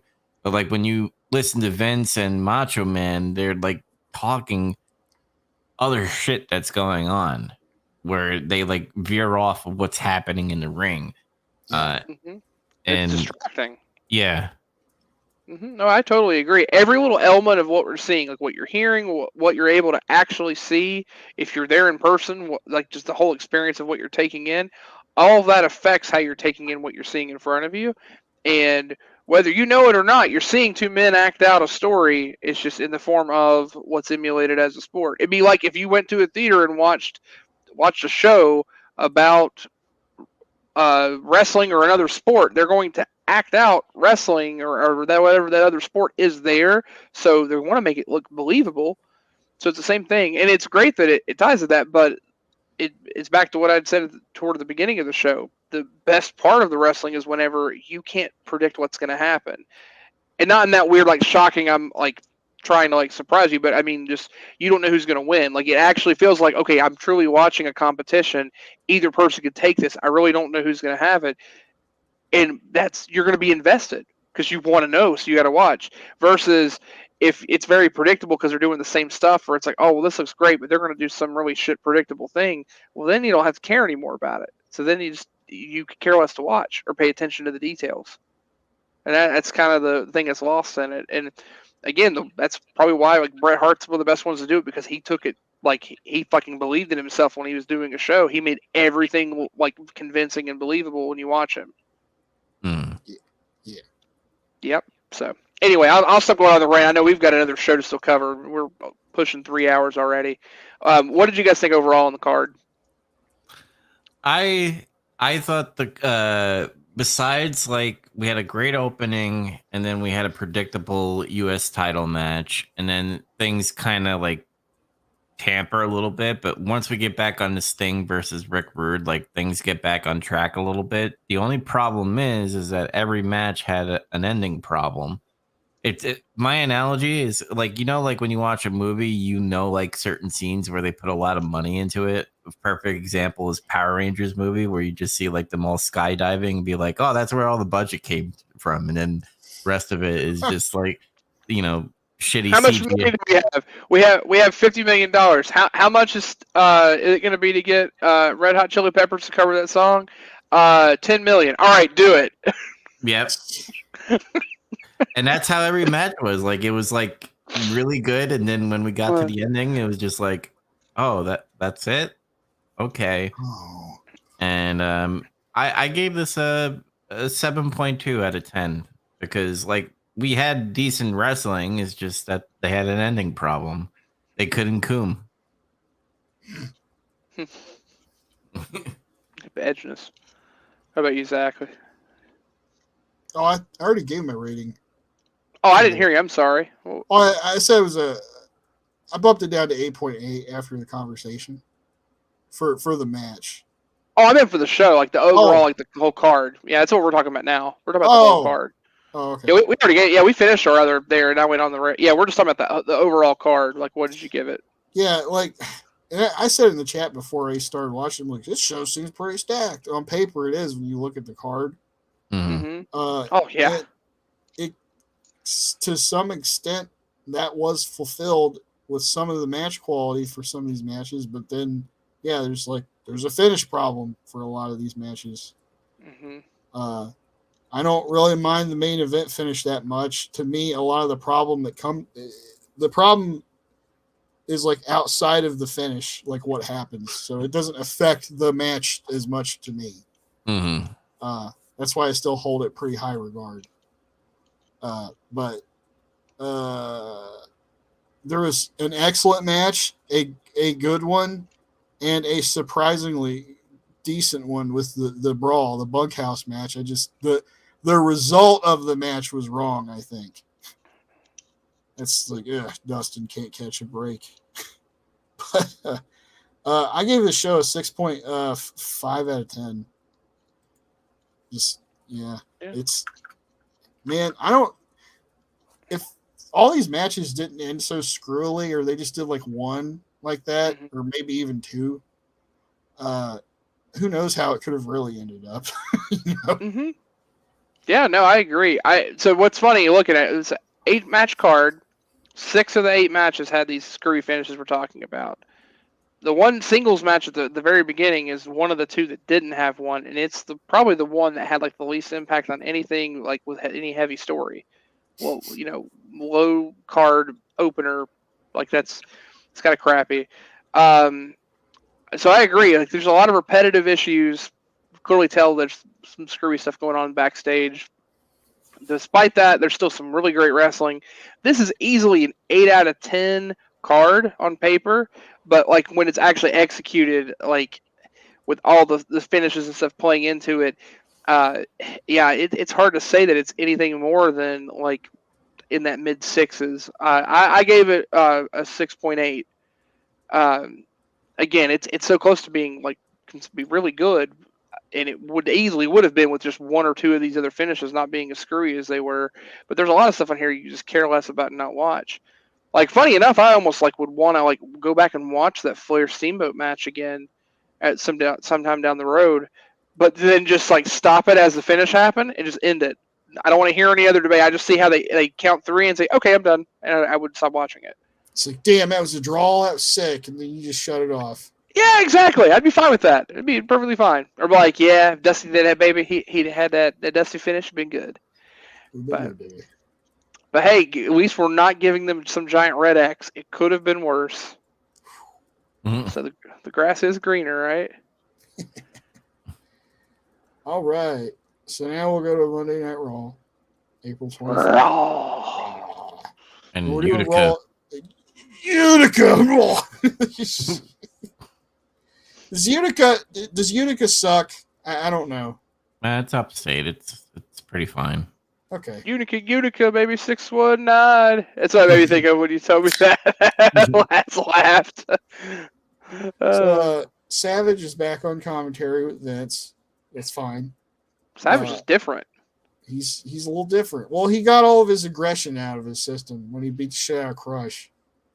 He like praises Crush later on. It's weird. Yeah, well, because he fought him, brother. Yeah. It's like that thing. You know what men do? They get in a fist fight and then they're friends again. Or even if they're not friends, they respect each other. He respects him. Whatever. It's like that. Yeah. Thing. But yeah, we're getting right. The main event is happening right now. It's Double J Jeff Jarrett versus Razor Ramon. Apparently, it was a non-title match. Razor still got the IC title right now. It's been a few weeks after WrestleMania. If Double J wins, he gets to go on some country talk show the next night, though. Yeah, Grand Ole Opry or some shit. Yeah, I can't remember what the talk show was, but they said that, and I was like, huh? And they definitely were like flubbing through how they said that, because I think at first Macho says it, and then Vince clarifies a little more, and they polish more of their bullshit as they're saying it. And they're like, oh yeah, he gets to go on that show tomorrow night, but he's got to win tonight. He's got to do it. It's really fucking strange. I got to say, Double J's point is on. His look is on point right now. They finally pulled it together. He's got the crazy hat, the crazy 90s pattern gear. It's The sunglasses, the LED sunglasses. Oh, Yeah, the Yeah. entrance was cool. Yeah, I was never a fan of his look as just like the white and like silver. I never liked that. It always looked just very weird to me. I was like, are you trying to look like a gay country peacock? Like it always looked really stupid to me. But this look is the one I like. I like this one. it's gaudy. Yeah, I like it a lot. I just like This is the right one. I like slap nuts, Jarrett, but that's down the road. That's different. Oh, Yeah, that's a different flavor. Yeah, I like Don't Piss Me Off, Jarrett, too. yeah, it is good too in its own right. Then, like, Razor's music hit, and the fucking place blew up when he came out. And I also noticed that WWF's upped the production value on Raw. They got this cool lighting rig now, and they shoot lights down on Jarrett, and they did the strobe effect. And then, like, when Razor came out, it was like gold, and then you could see like the red razor blades fucking spinning around the ring. That's cool shit. They weren't doing that before. I like the multicolor fucking door and shit that they come out of. Oh yeah, I love that entrance. Yeah, Vince has gone ham after WrestleMania 10 was a big success. He's like, fuck yeah, about all the effects. I'm going to buy a cool fucking lighting rig. It's going to be awesome. I'm going to have a stretched out double feature thing that Macho Man's going to love. I'm going to buy a Tyrannosaurus Rex head, put it in my office. And more Subas. Double J pushes Razor, and then Razor's like, man, and he throws the toothpick in his face. And then Jarrett's like, ah! Like, he was like bewildered by that. And then Macho Man says he's sharing his toothpick with him, but he shouldn't do that because it's the 90s. I'm like, what? Are you trying to say he's going to get AIDS? Like, that too. That fits more with what I was saying before. I think he just called him a gay cowboy. I think he did. Yeah. But Jarrett takes Razor down with Snapmare, and he does some knees to his shoulder, and they get up, and Razor, they fight a little bit, but Razor grabs Jarrett and gives him the sack of shit slam, man. And Jarrett fucking rolls outside, and Macho Man's like, he's taking a hiatus. He's like, what did you say? It's like he didn't know what the fuck he said first. Yeah. He's like, a hiatus. He's like, you mean a hiatus? Oh, man. And then Jarrett gets back in the ring, and he takes back over on Razor after he leapfrogs him out of his shoe off into a corner, and he like hits a reverse elbow, and he does a fist drop for 2. The Razor shoots Jarrett off, and he does a backdrop. He goes for a backdrop. Jarrett pumps the brakes, drives his face into the mat. Commercial. Come back. Oh yeah, by the way, I wrote this as a side note. I noticed that during this match, the hard cam up in the lower bowl, about like the 3rd or 4th, 5th row, whatever, somewhere in the middle there, there's like this kid sitting there watching the match, and he looks like he's just utterly uninterested in everything that's going on. He's sitting there watching Razor Ramon and Jeff Jarrett, like whatever you think of Jeff Jarrett, still. He's featured like this. Like you can't see, so like that. That's the kid that was forced to go. His dad actually wanted tickets, and he was like, yeah, I guess I'll go. I guess, and it looked like he was sitting away from his dad. Like it was like I saw who I thought were his parents next to him, and he's like, his dad's like talking to his mom, his wife, whatever, and then like the kid is like as far away from his parents as he can be, and he's just like, you know what? I know what it is. The kid was actually really interested, but he could hear Macho Man from where he was sitting, and when he said they shouldn't share toothpicks like that, it's the 90s, and he's been sitting there the whole time since then going, what did he mean by that? He's trying to think it out. I like to think it's also like some autistic fucking future wrestling fan that's like trying to analyze all the moves and shit. And, or maybe like he asked his parents from McDonald's after the fucking show, and they said no, and he's just angry. He's mad. Yeah. God damn it! He got to go to Monday Night Raw, and he's pissed. Mm. Couldn't deal with it. Damn. but he looked like a demon child watching action figures wrestle. I don't know. But we come back. Double J jumps on Razor's back, puts him in the sleeper, and Razor's goes down, looking out of it. Crowd gets really into the match at this point. Earl Hebner does like 2 hands, by the way, instead of one. He checks both. Yeah. Razor eventually breaks out of the sleeper, and he starts throwing some bombs. You hear those punches. I mean, he does the slap punch, but it looks good when he does it. I'd say he's probably got the best slap punch. Mm-hmm. But he goes to grab Jarrett. Jarrett manages to throw Razor outside. That he catches a break after getting his shit punched in. And then Shawn Michaels comes out, and he gets in Razor's face, and he's like fucking yelling at him and shit, trying to get, I guess he's taunting him or whatever. And then Razor starts he starts beating the shit out of him now too. It's like he recovers and throws Jarrett out like a piece of trash or something, and he's beating up Shawn now. And then Razor's going to get him up for the Razor's Edge, but then Diesel comes out. You can see him coming out. They show you. And he stops him. He saves him. He puts his little buddy down and hits a big boot, and that causes a DQ. God, he boots the fuck out of him. For like the short range he's in, he gets Shawn up, and then he goes shotgun kick. he kicks Razor's head off. God damn, it was fucking good. I'm surprised. I'm surprised Double J is not mad. Like they caused a DQ. Now he can't go to that country show. Okay. Oh yeah, because he lost. Yeah. The damn politics keep him out still. Actually, it does into his character. Yeah, Nashville actually hired. Yeah, they didn't want him there, so Nashville hired Diesel to do that. That's exactly it. Yeah.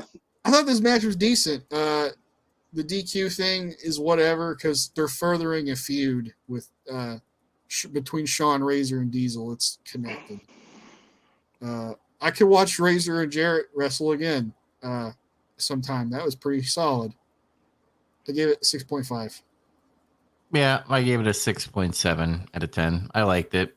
Anything with Razor lately, it's been entertaining, even if it is a fucking DQ finish.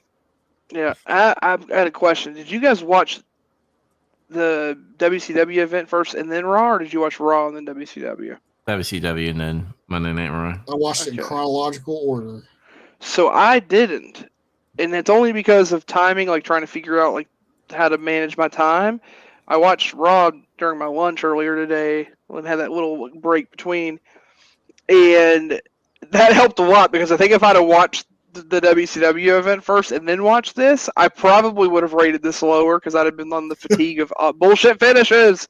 But I rated it for what it was when I watched it, and like you said, the story was there. I gave it a 6.9. I gave it the old nice. I thought it was really good. It's entertaining to watch. I'm really intrigued already by like Macho Man's current commentary during all of this. It's just strange some of the stuff he's saying. Hiatus. He's getting a little out there and unhinged. It's kind of interesting. And later on there's more of it, but yeah, I just like again like Razor. Anything Razor's involved in is good. It's actually a cool thing that they're furthering the feud between him and the duo of Shawn and Diesel because all of them working together are great. And I mean, Jarrett's already proving himself like he's so like everything about him is punchable. Like he's such a good fucking heel. Like I think Jarrett gets so much shit for politicking and other stuff, but like Jeff Jarrett is such a good like thoroughbred of a wrestler throughout. I mean, even now, like 30 years later, he's working people and getting them pissed off as Under Armour Jarrett, as we call him. That's what he is. He's wearing Under Armour. He's like, look at me, kids. Yes, fellow children, I also CrossFit. But he's covering up his old man body. I mean, you know. Yeah, it's okay. Yeah, he has like the protective stuff underneath. That's fine. Again, he's out there doing it now. Hell, he's more than deserving to go ahead and retire. But yeah, he's still got that hair, and he's still entertaining as all get out. He is such a good heel. Like I don't know, just it's good. So I would love to see another match. I'd like to see another match where the stakes are higher, like where they're or Jarrett and Shawn, like where they're wrestling for the IC title. That's what I want to see. Diesel's kind of the same. There's a little bit of an afterthought, but Yeah, there's a reason for that. But they're getting there. So what were you gonna say? They're building him. They're giving him diesel power. They're starting Diesel power. But no, Jarrett and Shawn, I'm pretty sure do have a match later after Shawn turns babyface because Jarrett never is a babyface in WWF. I don't know if I've watched. I don't think I've watched a period of wrestling where Jeff Jarrett was a babyface, like for like an extended period of time. I feel like he's always been a heel or at least like neutral. I don't think I've ever seen anything where he was just like a diehard babyface, but I'm assuming like there are small spurts in WW or WCW and then maybe TNA that I just haven't seen. So he was a babyface in his home territory pretty much the whole time. Oh, well, that makes sense. Yeah, that's different, of course. And he had like a brief, maybe almost 2-year period when he rejoined WCW where he was a babyface, and then he was heel again forever. Right. But yeah, pretty good stuff. And then after the match is thrown out, Diesel power bombs Razor twice. The very gentle power bomb. Jackknife. It should just be more violent than that if it's called a jackknife. I know it's a Diesel thing, whatever. Pillow knife. Yeah, pillow knife. My pillow power bomb. Pillow power bomb. That's kind of what it is. I like Nash. I got a soft spot for Nash, but that's like still one of the weakest power bombs. It is. And then he grabs Razor. Shawn's taunting him while Diesel's beating the shit out of him, which is funny. He grabs Razor's belt, gives it to Diesel, and he's like posing with it like Super Shredder and throwing it on. Standing on him. Yeah. Look at you to the callback Super Shredder. Yeah. I remember Kevin Nash was Super Shredder. Yeah. And then in the following segment after this, after a break, like they go back to them, Shawn Diesel backstage, and Shawn says Razor's no real champion because he got his ass kicked, and Diesel's going to take his belt. And then Diesel said he saw an opportunity and he seized it, but he's like acting crazy. He's like acting like he was Oz or some shit or Super Shredder. It's really weird because before this he was like pretty reserved and cool. And now he's like unhinged. His eyes are bulging out of his head. Shit, like, dude, what happened? Flip the switch. Yeah. Yep. He and Macho Man must be drinking the same coffee. Oh man, extra caffeine. Extra beans. Oh, your dad's not doing well. He's rolling in his grave. It's like, what the fuck? Anyway. We'll talk about ICW Macho Man some other day. Got Bam Bam Bigelow with Luna Vachon versus Tony DeVito, brother of Danny. Danny DeVito. There's not much. Bam Bam crushes this jobber with his cool offense and shit. Like, that guy got no offense at all. And they do like the Vince McMahon talking to Jack Tunney. Yeah, they're trying to do like a lot of like maintenance shit while this is going on. I'll give them this. They're getting better about that phone call shit. They're keeping it shorter. But like the big thing about this match I noticed was outside Luna's out there getting heat and doing her Luna thing and yelling about the blood is falling from the dead and shit, you know. And there's this in the front row, there's like this group of kids chanting Luna's gay at her over and over. Oh, is that what they're saying? They're saying Luna's gay. Luna's gay. They're saying lunatic. Luna's gay is so much funnier. I'm not gay. I'm not gay. Shut up. I'm a decent heterosexual female. I'm not gay. I just smoke 20 packs a day. But the best part was she gets mad and she sells it, so she's like playing into it. Mm. But it just made me laugh. Bam Bam finishes Pinkman Jr. with the enziguri in the back of the head and hits a leaping headbutt for 3. He fucking killed me. Oh damn, that was good. By the way, the Jack Tunney thing was Quebecers have to face the head shrinkers. The title's on the line. Yep. That's what they're talking about. I'm like, oh, okay. Something must have happened after. I guess Men on the Mission got shot down the card after they fucked up the finish or whatever. Yeah, within the month. Remember we talked about it. Yeah, they like they've had a house show and they won the belts and they immediately lost them back. Yeah. So, and I went back and looked, and it wasn't one of those weird things where it was only on the house show and then it was revoked and didn't actually happen. Like they were given the belts, but then they lost them. So I guess actually, it would make sense. Like they're probably not going to be on the card for much longer, right? Like because Mabel eventually goes off on his own. I mean, we're not quite there yet, but it's I think maybe the end of '94 or going into '95 because that's when Mabel wins. He wins King of Ring in '95, right? King Mabel, and it's a rough period. Those are dark times. We get in high times, baby. Right now, things are okay though. Oh yeah, we're kind of in a golden period. This is like that understated golden period of like WWF, and it's weird to say that because not much of the TV stuff exists in that setting. But in terms of like who we have there, this is the good spot for the new generation era right now. Mm-hmm. After that match, we're back there with the Quebecers and Johnny Polo, and Vince is asking them about what Jack Tunney said previously. And Polo's ranting and raving about it's unjust, it's unfair. He's like freaking the fuck out. Again, doing like he's like a Dollar General Jim Cornette. And then like he said something about how they're friends with the head shrinkers, they shouldn't have to defend against them. And then Jacques takes over, and then he goes, "No, we will defend, even though we don't want to." And Johnny Polo looks like, "What?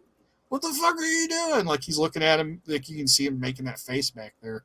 Mm-hmm. I'm like, are they teasing some kind of like dissension? What's going on? So I will say this: during that promo, there's something I heard, and I really liked it, and it made me realize something about a team in AEW. Oh shit, what's her name? The guys that are in the Jericho Appreciation Society, what are they named? Cool Hand, Angelo Parker, and Matt Menard. They used to be 2.0 or whatever. So they're Canadian. When Matt Menard talks, like he's a great, like they're both pretty good on the mic. But Menard specifically, he's always like, "Yeah, we're real mad. Yeah, if you want some, yeah, you want a taste," and he like gets into it. He actually sounds like the dude from the Quebecers. Jacques, yeah, it's the same promo. I realized, I bet that was like total inspiration. Like, and it makes sense too. Like, but like their promo, their cadence and how they talk is like almost exactly the same. it might be. There's probably an inspiration. I mean, Jacques was. I mean, fucking. He was a pretty big star up there in Quebec and up in Canada.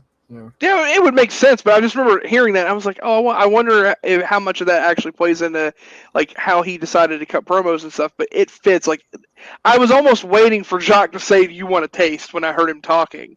So that was kind of cool. And I like their bit. They're so fucking funny, and they have great comedic timing. So I've come around. I like the Quackers a lot. They're a solid team. Yeah, They are. I used to not think much of them at all. But yeah. You have any thoughts about that, Dubs? No, I don't really care for the Quebecers versus the Head Shrinkers. I'm sure it's going to be a great match, but I just don't give a shit about these two teams. It feels weird. Yeah, it kind of feels weird, like they're just slapping this together. And Johnny Polo looks like fucking Triple H with his little getup that he has going on. It's a Diet Hunter. You need to set up Smoking Guns versus the Quebecers, I feel like. I don't know why they're not doing that. That makes more sense than Head Shrinkers. Maybe it's coming. Again, it's like that longer term thing. Like they're doing the Head Shrinkers thing because they know it's a stepping stone. Like they're not going to let them win. So now they get it out of the way because whenever the time comes, Smoking Guns are actually who they're going to set up to take the belts. Like that would make sense. They do some little bit where it shows WWF gave a library in Stanford like $60,000. Mm-hmm. That's cool, I guess. Then, Tax write off. Woo! yeah, brother. Hmm. Then Howard Finkel tries to do a ring introductions for the Heavenly Bodies, but Jim Cornette snatches the microphone and starts doing it for him.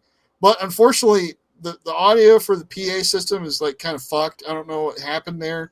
I can't really hear what he's saying. He's ranting. I hear him ranting, but I can't hear him. And between that and the commentary and the interest music, he got drowned out. But we got Heavenly Bodies versus Wish, Ric Flair, and Jason Headings. Because the dude had like his whole gear is patterned after Ric Flair. He even had like his initials in that cursive writing in the same spot Ric Flair puts his. He's just brunette. He's not blonde. Gigolo Jimmy Del Rey has still got it. And they got wings now. The Heavenly Bodies have wings, by the way. Yep. Sam says maybe they'll fly away. Vince talks about the Libertarian Party of New York nominating Howard Stern for choice of governor. Strange. I didn't know about that. And Howard Stern tried to run back in the day. Well, damn. Well, they dodged a bullet there, maybe. Mm-hmm.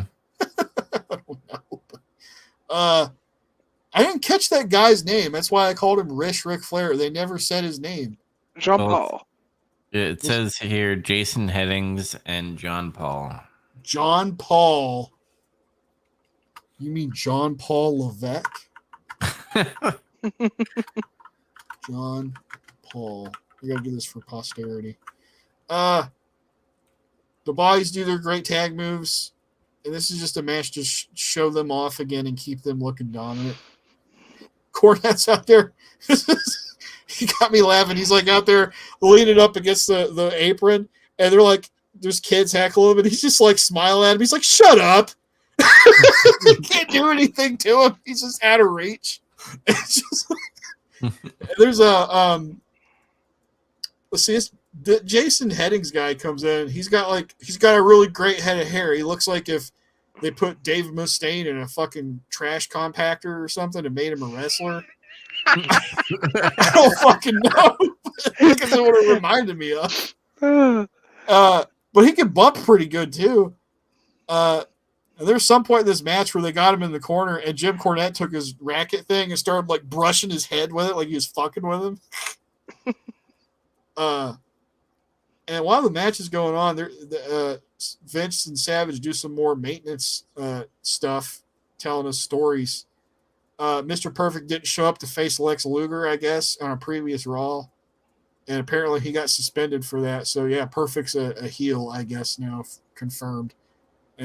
Savage has even turned on him on commentary. Oh, yeah, Savage like blew his ass up, yeah. Like he said he's not an athlete, he's a coward. And Shiv's like, you used to back this guy all the way, and now you say he's a coward, he's not an athlete. And not even that, he says Crush is the perfect replacement. Yeah. Well, I guess Crush. he respects Majin Crush because he took that ass whipping like a man. Because there's no two way he beat his ass. That wasn't even close. But let's see, Bodies finished mini Dave Mustaine off with the Gigolo Moonsault by Jimmy Del Rey. He lands it perfectly like a boss on the roll-up into that pose. And he's smiling and he's missing a tooth and shit. And then he gets up and he does the dance, and I'm like, this is what peak male performance looks like. You may not like it, but that's it right there. Squash. You guys have any thoughts about that? It's a long ass squash. Like there was certain points where they were kind of getting offense, but then they would just. It was kind of like they were showing off the Heavenly Bodies to the audience, pretty much. No, that's what this was. It was a mixture of we got to fill time in while they do the maintenance stuff in the background when they're talking, but also it has to do something with like Cornette's agreement with Vince and everything to like, okay, let's get the Heavenly Bodies on TV. Let's really give a chance for people to see them and get them over. Mm-hmm. And then after that, we got King's Court Jerry Lawler. Dubs, you want to talk about this? It seemed like you wanted to. It was weird. Like I don't understand. like, is this gonna build a story for Nikolai Volkov and the King? Because the King is doing his little King's Court thing. You know, he's degrading the crowd, and then he decides to turn around and degrade Nikolai Kolov, and then he gets in the ring, and they're like talking, and he's like, "Oh, you're just like the crowd. You're poor. You need money and stuff." And Nikolai, I'm just gonna call him Nikolai because I always fuck up on the last name, Volkov or whatever. That's right, Volkov. Volkov is like, you know what? I'd rather be with them than you. And he just goes back in the crowd, and like it ends. And I'm like, what was the point of this segment at all?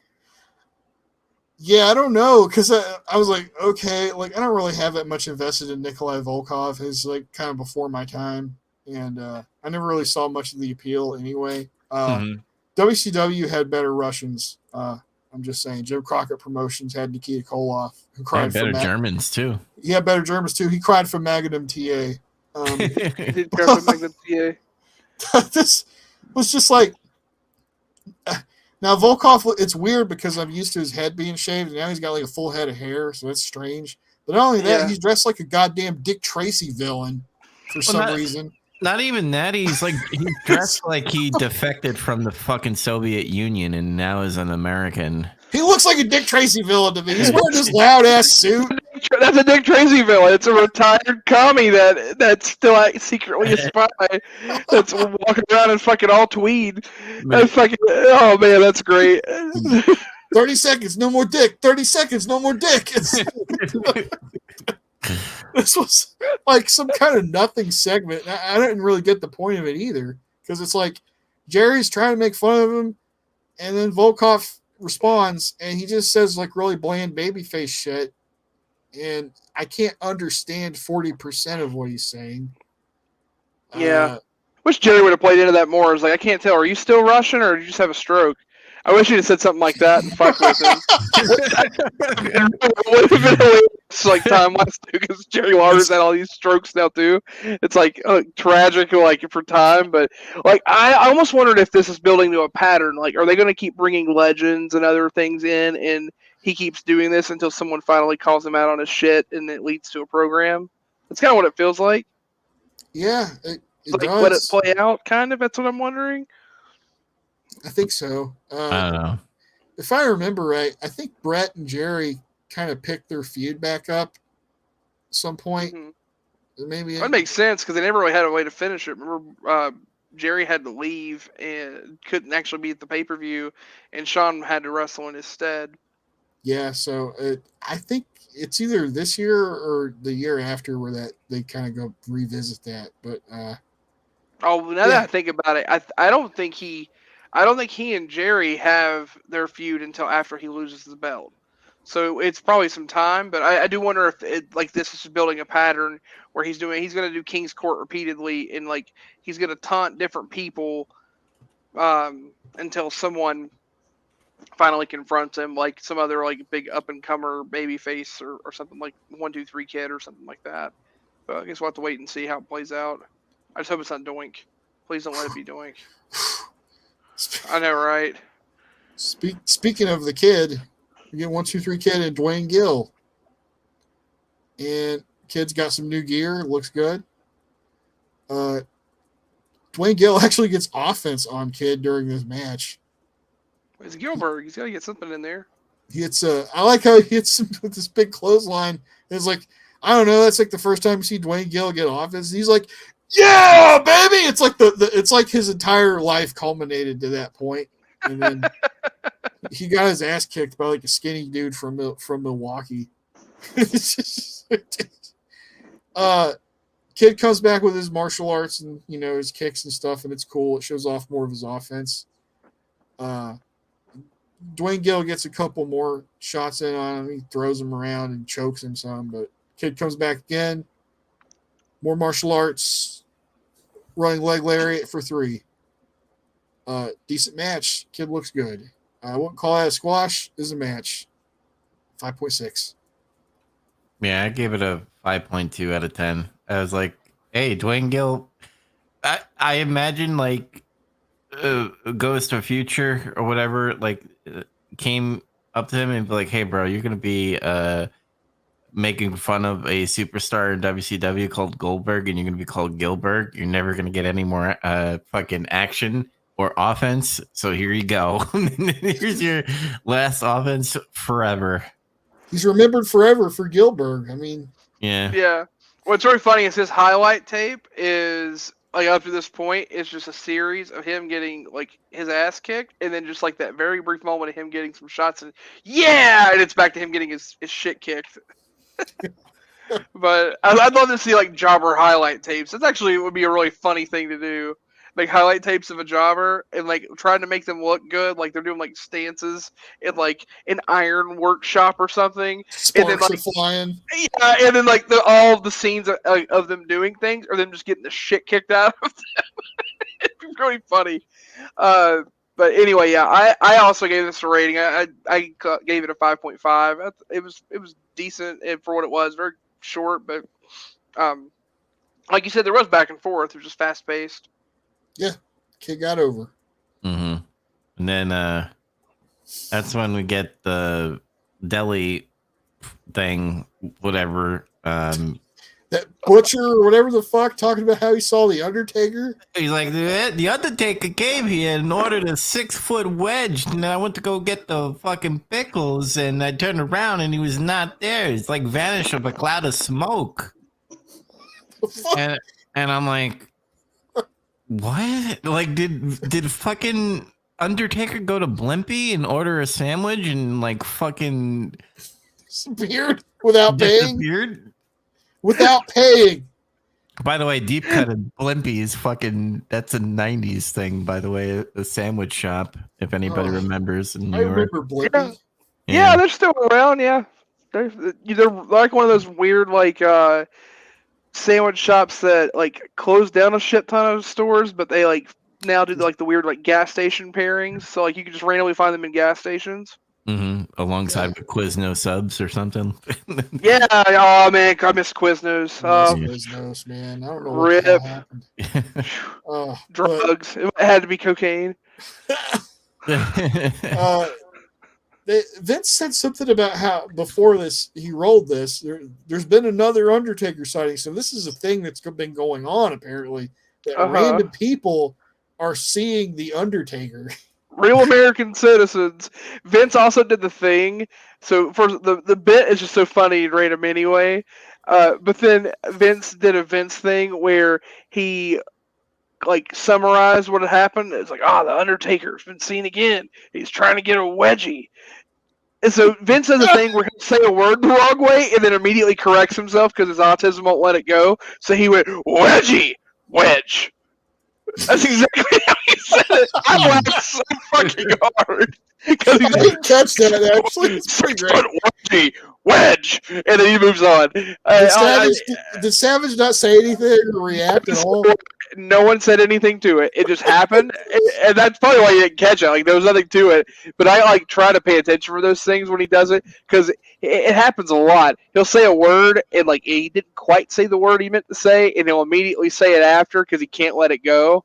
Like it's a Vince thing. It's so funny though. Wedge, do it right. Yeah, wedge. You know what I'm saying?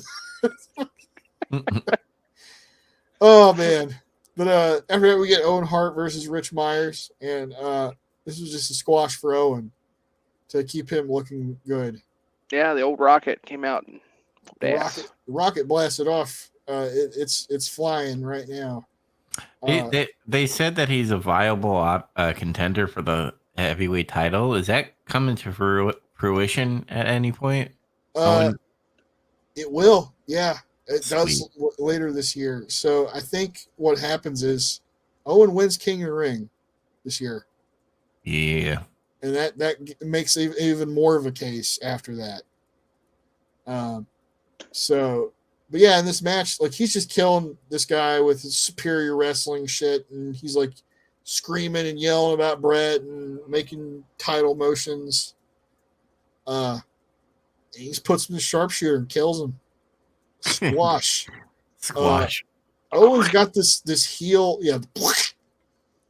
Owen's got this heel viciousness shit down, and he's like, it's great. He's made a complete 180 from where he was. After that match, what? What the fuck is Albano? Lou Oh, Albano. Albano? Yeah. I know who he is, but we haven't seen this motherfucker in like a long time, and then he just shows up. What is Lou Albano? What is he a captain of? Oh, I thought that was just how you ask where the bathroom is. Oh. Maybe in Swahili, that's how you ask where the bathroom is. Lou Albano, yeah. You know, because he's a captain. You're funny. He probably drives a Yamaha motorcycle while listening to REO Speedwagon while working at Roy Rogers. So that's how I imagine Lou Albano. It's a really specific combination of things. Yeah. Who hurt you, Dubs? No. It's okay. I was molested by a man who liked REO Speedwagon driving a Yamaha motorcycle. I think it's some comedian says like that joke was inspired by a door that wasn't locked when I was 11. Oh, shit. Oh man, but yeah, like after that match happens, like Vince is out there talking to Lou Albano, and I guess he's managing the head shrinkers now because he's talking to him about that. So I guess they're face now. I thought, what happened to Alpha? Did he just get tired and not want to do it anymore? He ate himself. He ate himself. But like, I'm confused. And then Johnny Polo comes out and he starts yelling at him, and then Macho Man just has enough of his shit and grabs him so Lou can punch him out. And then the crowd pops real big for that. And then Macho Man gets in the ring to pose and shit. And then the Quebecers come out, but it's like they're a minute too late, pal. And the show ends. That was this crowd was weird too. I mean, don't get me wrong, they like popped for like the stuff that made sense, like the big Razor pop, and like they were pretty hyped for 1, 2, 3 Kid too. They actually like they had a weird mixed reaction for Owen, which I thought was kind of strange. Like they gave a lot of noise, and then it was like, oh wait, is it he? All he is like that. Some people are just excited to see him, so that's a good thing too, right? Like, but the crowd just all over the place. Like you said, they like got into some weird stuff. Yeah, they did. I guess the thing with Owen is like he was getting popular, and then it's like, well, everybody likes him because of his ability, but it's like at the same time he's being a real prick. So it causes like a mixed there's people I noticed too, like there's especially older fans they like Owen, but there's also kids and like women and shit and like, you know, old people, and they hate Owen. So, you know, it's one of those things, I think. Yeah. Decent Raw. It was decent, but like they gotta stop putting the main event as the first match. Like I know brother. Vince wants to do main event first. Because it like we get that like awesome match, and then everything is just like, you know, like, well, I don't know if you ever got high before, but it's like get a high and then everything starts to mellow out. Like that's what it feels like, pretty much. Vince is all about that salvia. He wants that quick, fleeting high he gets for 5 minutes, and then it comes away. Actually, it makes a lot of sense why he's doing it. It's definitely a strategy. He's trying to keep whoever was watching USA to stay on the set, because they're only on for an hour. So if he can get them on there and it looks like their ratings are really strong right at the start and it's really high, then that boosts as many ratings as he can have. So doing the eye-catching thing to keep them maintained on there makes his ratings look as good as they can, because the Nielsen ratings are a bigger deal at this time period versus now, because they're all fucked up with, you know, recordings and streaming and stuff. So like I think that's what it has to play in. They're still really early in like keeping their TV deals and stuff. So this is just a way to guarantee it's there. It's not the prettiest thing, but it's going to work until they really figure things out. That's just all theory too. I don't have anything to confirm that. It's just it would make sense based on how the TV ratings would work.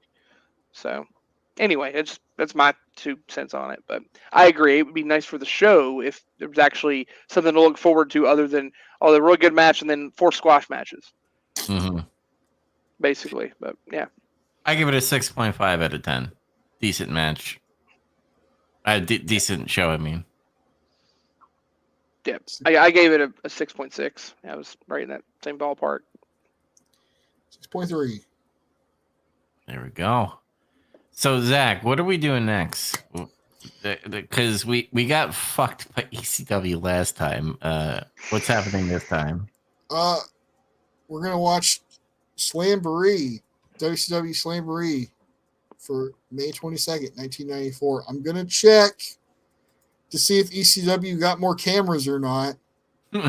Based off of what I find, I'm probably willing to bet they didn't yet, but I still need to look. So I'm gonna actually spend that time checking the rest of the shows I got listed here. Mm-hmm. And if they all look like shit and everything, like just add a Raw or something, maybe. Yeah, just let me know whenever you're gonna add an ECW show, and I'm gonna take a brief hiatus. Hiatus. We're gonna take a hiatus from ECW. It sounds like though. It sounds like the experiment's dead. Like one show, and I was like, I never want to watch this again. Me too. I had some pretty strong feelings, but yeah, I'll keep us updated about that. Yes, Slavery. And we're also taking a couple week break. Are you taking the whole week off of July 4th off, Zach? That's very likely, yeah, because I'll be at that place where I don't have access to a good computer. Okay. I got access to pretty good internet, but not a good computer. So it'll be like almost a full month before we come back. So we're gonna take the next 2 weeks off plus that week.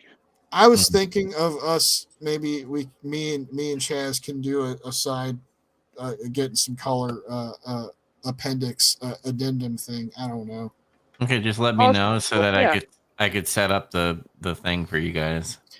We'll figure it out. We'll hammer something out and review something.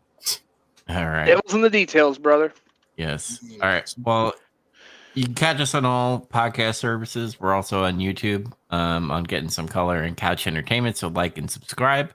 But until next time, everybody, remember to get some color, and we'll do this guy. Hair, whack. His gear, whack. His jewelry, whack. His footstands, whack. The way that he talks, whack. The way that he doesn't even like to smile.